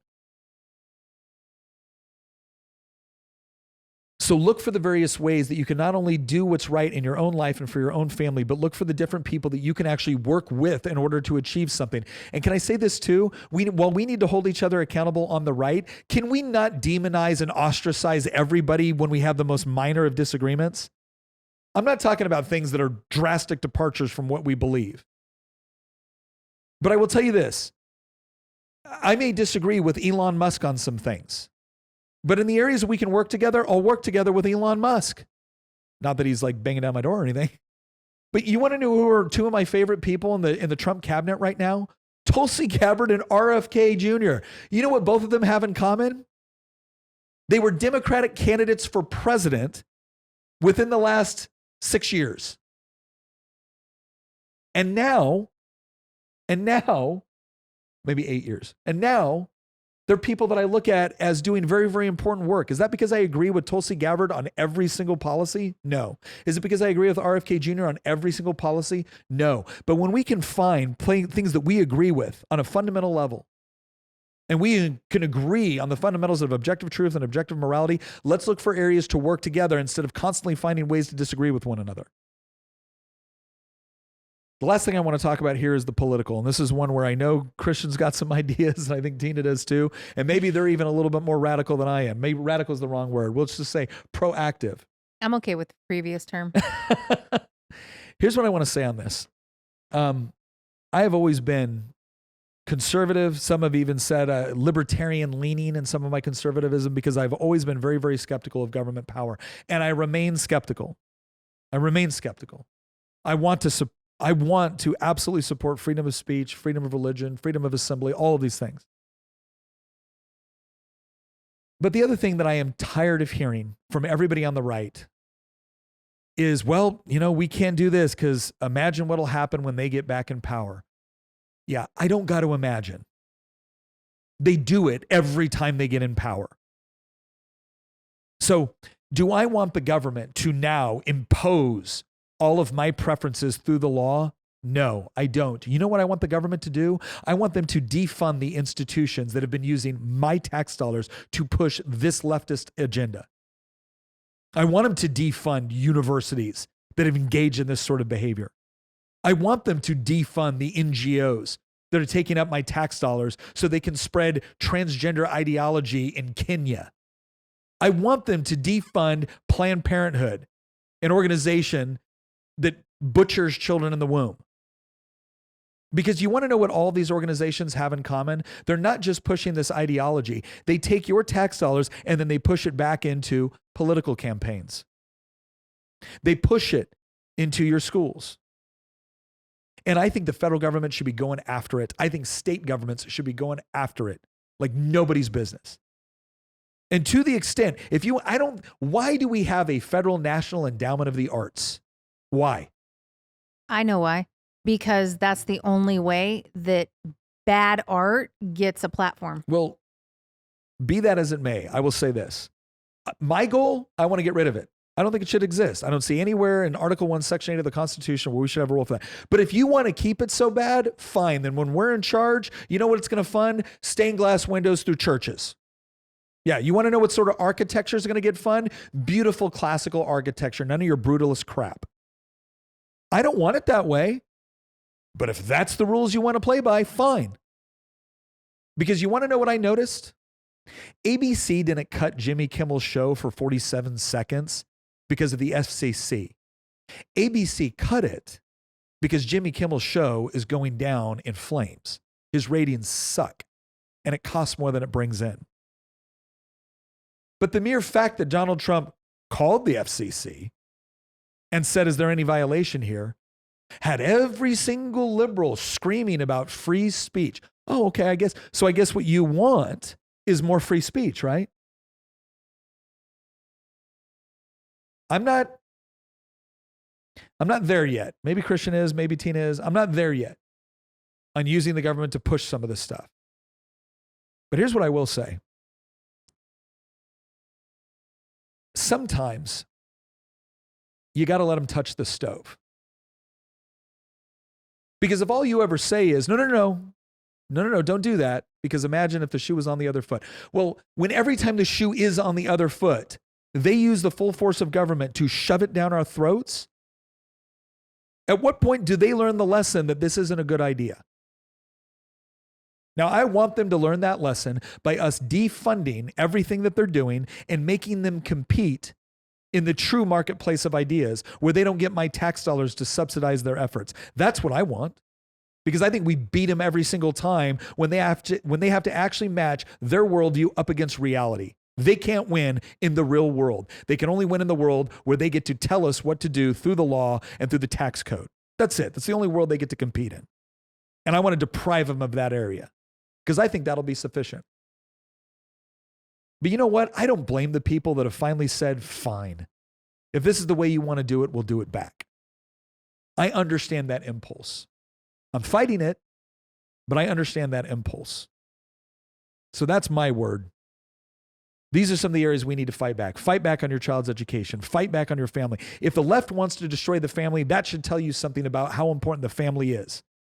Because what it means is they can't win if we have strong families. So build strong families. They can't win if we take more control of our children's education. So provide the opportunities that we can do that. They can't win if there's actually a market for arts and entertainment where we allow the beautiful to flourish and they can't use our tax dollars to subsidize crap. They can't win if we actually compete in the political realm the way that we're supposed to. They can't win if we actually have access to the truth through alternative forms of media. So great. Let's continue to do all of that as an individual, as part of groups and movements, and let's encourage the people that we elect to actually use legitimate forms of government to fight back on what's going on. We have every right to expect the Trump administration to carry out on their policies with respect to immigration reform and border security. We have every right to expect the government to actually protect innocent people from criminals instead of constantly giving excuses to criminals. We have every right to expect that we're going to protect American interests with American power. And I, for one, am very, very happy that this administration has taken that role seriously. But as they go into this next step, whereas they start to look at all of the billions of dollars of your tax dollars that are going to universities that are pushing this crap, that are going to schools, that are allowing a boy to walk in and watch your daughter undress in the locker room, they need us to vocally come out and say, no, this is what I voted for. This is what I voted for: legitimate law and order. I voted to actually maintain privacy in private situations and private spaces.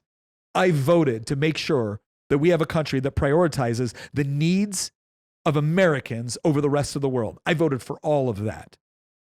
And if you're going to try to use my tax dollars to push your agenda, I'm going to defund it. And I'm going to support Donald Trump every single time he tries to do it. That's what you do. And then you know what you also do? You punish the Republican politicians that refuse to support it. You punish them. You don't elect them. You don't donate to them. They no longer get your vote simply because they have an R by the name. You find someone that will run against them in a primary and you let them know you're going to do it. For those that actually want to be brave at a time where we need people to be brave, you support them. In the presence of good leadership, support good leadership. And in the absence of good leadership, provide leadership or find new leaders. That's my take. I don't think I need to add anything to that. I think that was quite sufficient, even though I might be a little more forceful on certain things, but I don't think it actually adds to the conversation. All it does is gratify my mind. So I do have a few questions from the audience, if you guys are ready for those. Yeah, let's take them. Yeah. Okay. We've got one question saying, it's from Michael Osmond saying, would you condemn Bonhoeffer's involvement with the assassination attempt on Hitler? At what point is it morally justifiable for Christians to get our hands dirty? No, I want to condemn Bonhoeffer for that. There's also a really interesting article that Bonhoeffer wrote about evil versus stupidity that I would highly encourage people to read. I think there is a difference in that, you know, when they're gassing entire people groups, I think that definitely puts us in an absolutely different category. There was also a literal war that was going on. It was a literal war. There was a literal war. There was a literal war going on, and Bonhoeffer chose a side. And then there's another question. Well, wait a second.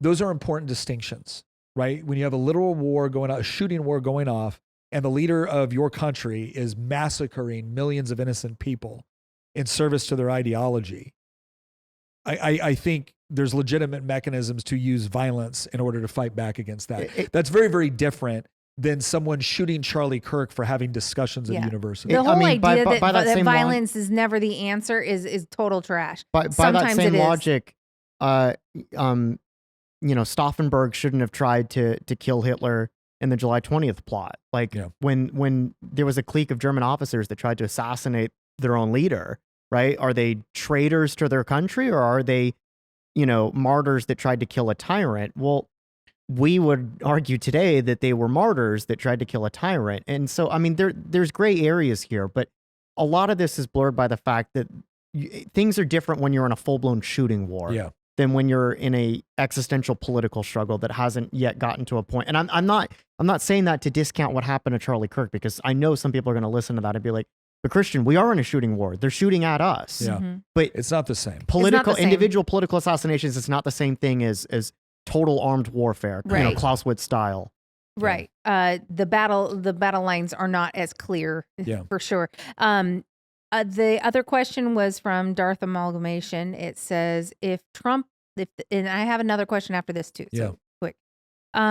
If the Trump administration doesn't do what is necessary, what should or will be done? Okay, so first of all, I think the Trump administration has been fairly motivated to do what it can do.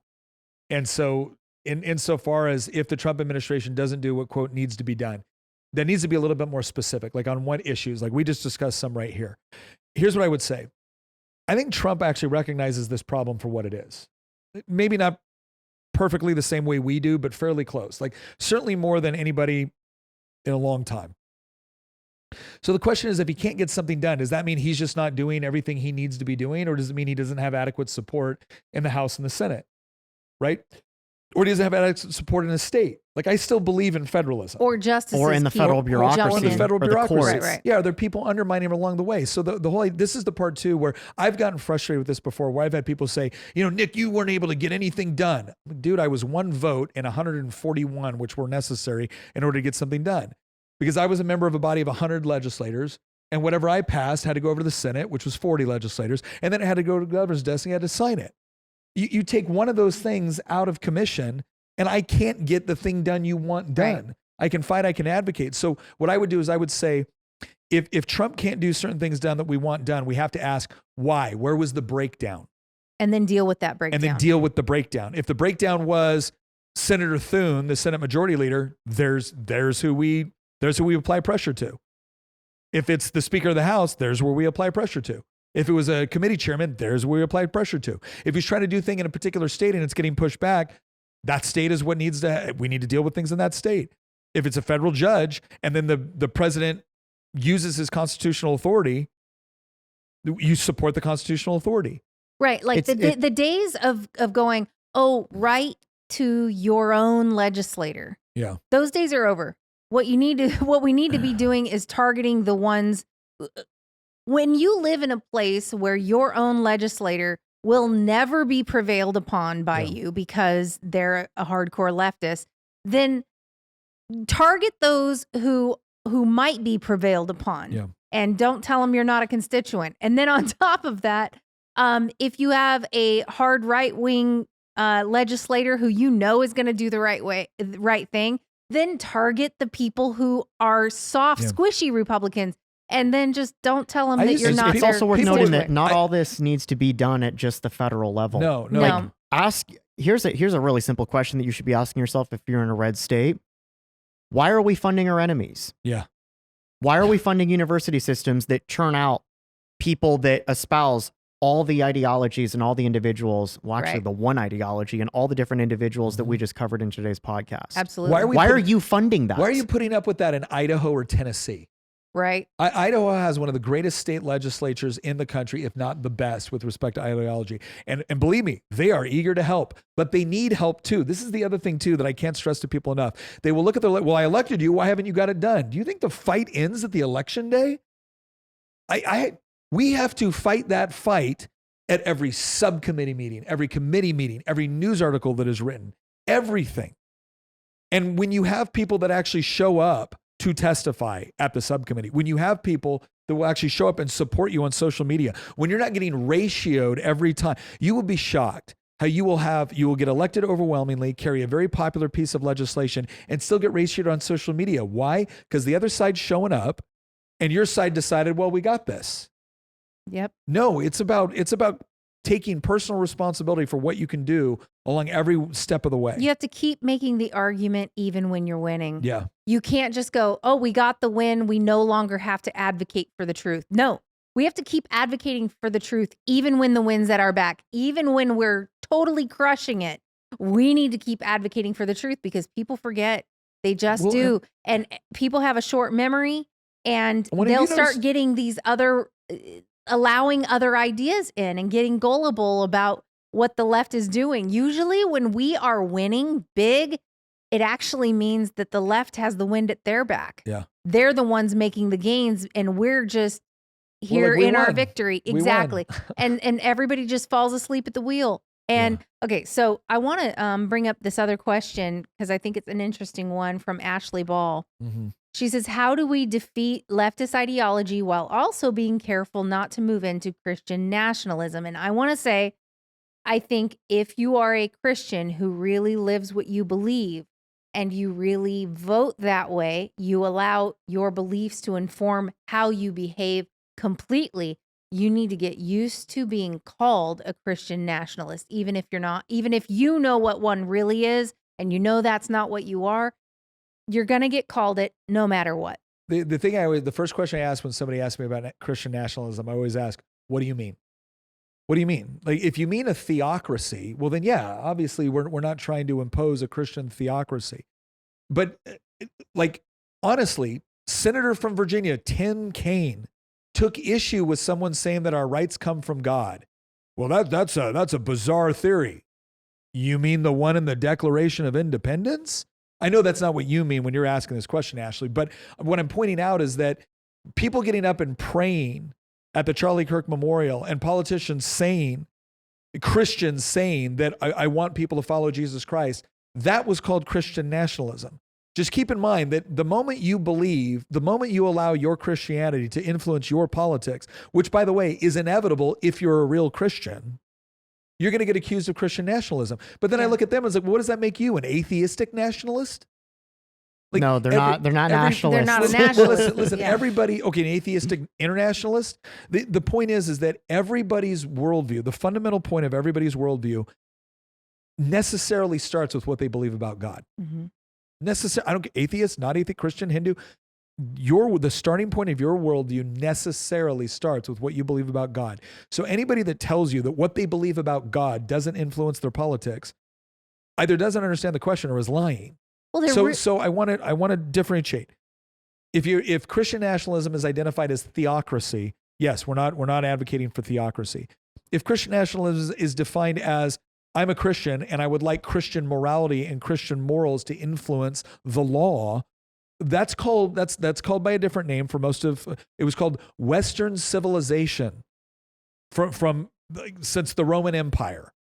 So that's the part where I think we need to be careful about what sort of language are we using and what sort of definitions are we being used. But when I first ran for office, I said that Christianity was the beginning of my worldview, and as such, it would necessarily impact the way I thought about things. Now, what Christianity does not give me a right to do is to spread Christianity through the sword. It doesn't give me a right to do that. I can't force convert you in the way that Islam is permitted to try to force convert others. I can't do that. Right? I can't use the law or the government to punish you for not being a Christian. But of course, I can use Christian morality to inform the way I think about the law, because all laws are inevitably based on morality. The law which says you can't speed is based off of the moral principle that human beings have worth and that certain conditions are more likely to create harm toward human beings. It's all a moral principle, right? Crosswalks are predicated on a moral principle. So that's all I would say. I think the way that we avoid getting into the theocratic side of it is just that we properly understand Christianity, and properly understand Christianity means I cannot impose a commitment to Christ upon you through the law. I think also when we listen to people talking about Christian nationalism and what their real beef is, and I think we have to recognize that their problem with Christian nationalism isn't actually the real definition of it. They call everything Christian nationalism the minute you are a Christian who is involved in politics. They were very, very comfortable with Christians staying completely out of politics. In fact, there's a lot of Christians and Christian churches that think it's not okay for us to be involved in politics. I mean, we're about this, and there's supposed to be a separation between church and state, right? Well, when people started recognizing that everything they believed was being violated by the government and they decided it's time to get involved, we brought our beliefs to bear and we were trying to vote accordingly, whether it be protecting innocent human life. And there's just a litany of other things that the Bible is very clear on. And so the minute we bring our Christian beliefs into the political realm, or we bring our political realm into our Christian beliefs, one or the other, that's where they see this massive violation. They want Christians to be silent about what they believe and still vote for them on the left, no matter what. And as long as that's not happening and they're not able to lull Christians into this idea of well, we just don't really talk politics. We only talk this. Yeah. At that point, that's what their real issue is. They just don't want you to be a Christian in the political sphere. And I'm sorry, but that's not going to happen. And so if you want to call me a Christian nationalist because that's the new buzzword you guys have come up with for separation of church and state, then fine. I'll go ahead and own it. I don't even care. I just simply do not care what they call me anymore. Here's one thing that I make a distinction whenever I look at debate. And look, I'm about to go to the University of Alabama and speak. I'm about to go to University of Iowa and speak. I'm about to go to Cal Berkeley and speak. I'm about to go to Liberty and speak. And obviously we're going to have conversations and I'm going to get questions from people. But I make a distinction from people that want to have a good faith discussion and people that just want to yell or scream, or they're just there to subvert. And so I will call out the subversion as it is. But one thing I am not impressed with anymore is when someone on the left attempts to define me, because I know they're not trying to define me in good faith. They're not interested in understanding what I actually believe and why. They're interested in defeating me. And so I'm going to treat them like that's what they're interested in because that's what they're interested in. And that's one of the things we also have to recognize is I will give someone the benefit of the doubt at the entry point of a conversation. But at another point, once they try to define me, I know what this is. They're trying to diagnose to do one of two things, to either justify ignoring my arguments or to justify doing me harm. That's it. That's the only two motivations. We just can't be afraid of their labels. Yeah, anymore. I don't care. Space Cowboy, this is the last question. Last question, because I have one more closing point. Okay, let's be really quick on this. Should President Trump reenact the Communist Control Act of 1954? I was going to say there are some serious constitutional issues with that, even though it's still on the books. And so I'm not so sure he can. It outlawed like the formation of the Communist Party because it determined it to be like an openly subversive organization built around overthrowing the United States government, which I think you could have made a good argument with. Now, what people like J. Edgar Hoover, who was no friend of communism, had to say was that he thought it was just going to drive it underground. Because it essentially what it is I think there's something to be said for saying we will not allow organizations to exist that have the express purpose of overthrowing the United States government. But if that's the case, then they should go look at the Free Palestine, conference that was held recently, because you had a bunch of college professors get up there and say, our job is to overthrow the United States government. Okay, I'm sorry, are those people supposed to still get state funding? Right? Are they supposed to be, so I would say it's not, for me, it's not so much about doing things that appear to get something done. I think it's more about doing things that will actually get something done. And what I would encourage someone like the Trump administration to do is when you have something where a bunch of people show up and openly say, I teach at this university and I am teaching my students to overthrow the United States government, to completely destroy the concept of America. I'm sorry, why do they get my tax dollars? Well, freedom of speech. Okay, you have it. You just don't get my tax dollars. Do you see how that works? You have freedom of speech. I am certainly not obligated to subsidize it with my tax dollars. And if you're the sort of institution that is going to encourage this sort of behavior, well, then great. Do it with your own money. If what you're providing is so incredibly essential to civilization, I bet people will voluntarily give you their money. That would be my position on it, is that I don't know that it's, we could argue all day long on whether or not it's actually constitutional. I think I don't know that it's all that useful. It would be my primary critique against it. But all right, I'm going to end with this. Because I think this is something that we saw with Charlie Kirk, and I think it's arguably the most important thing that we can talk about fighting back. One of the primary enemies, or one of the primary things that Karl Marx held up as an enemy was Christianity. He hated it. He absolutely despised it. And it's not that he was unfamiliar with it. He despised it. He knew what it was and he hated it. And he considered it to be so fundamentally in opposition to his worldview that it would essentially be impossible to have the kind of Marxist utopia that he dreamed of in a world that was Christian. Now, I believe in Christianity because it's true. I believe in Christianity because of the impact that it's had on my life.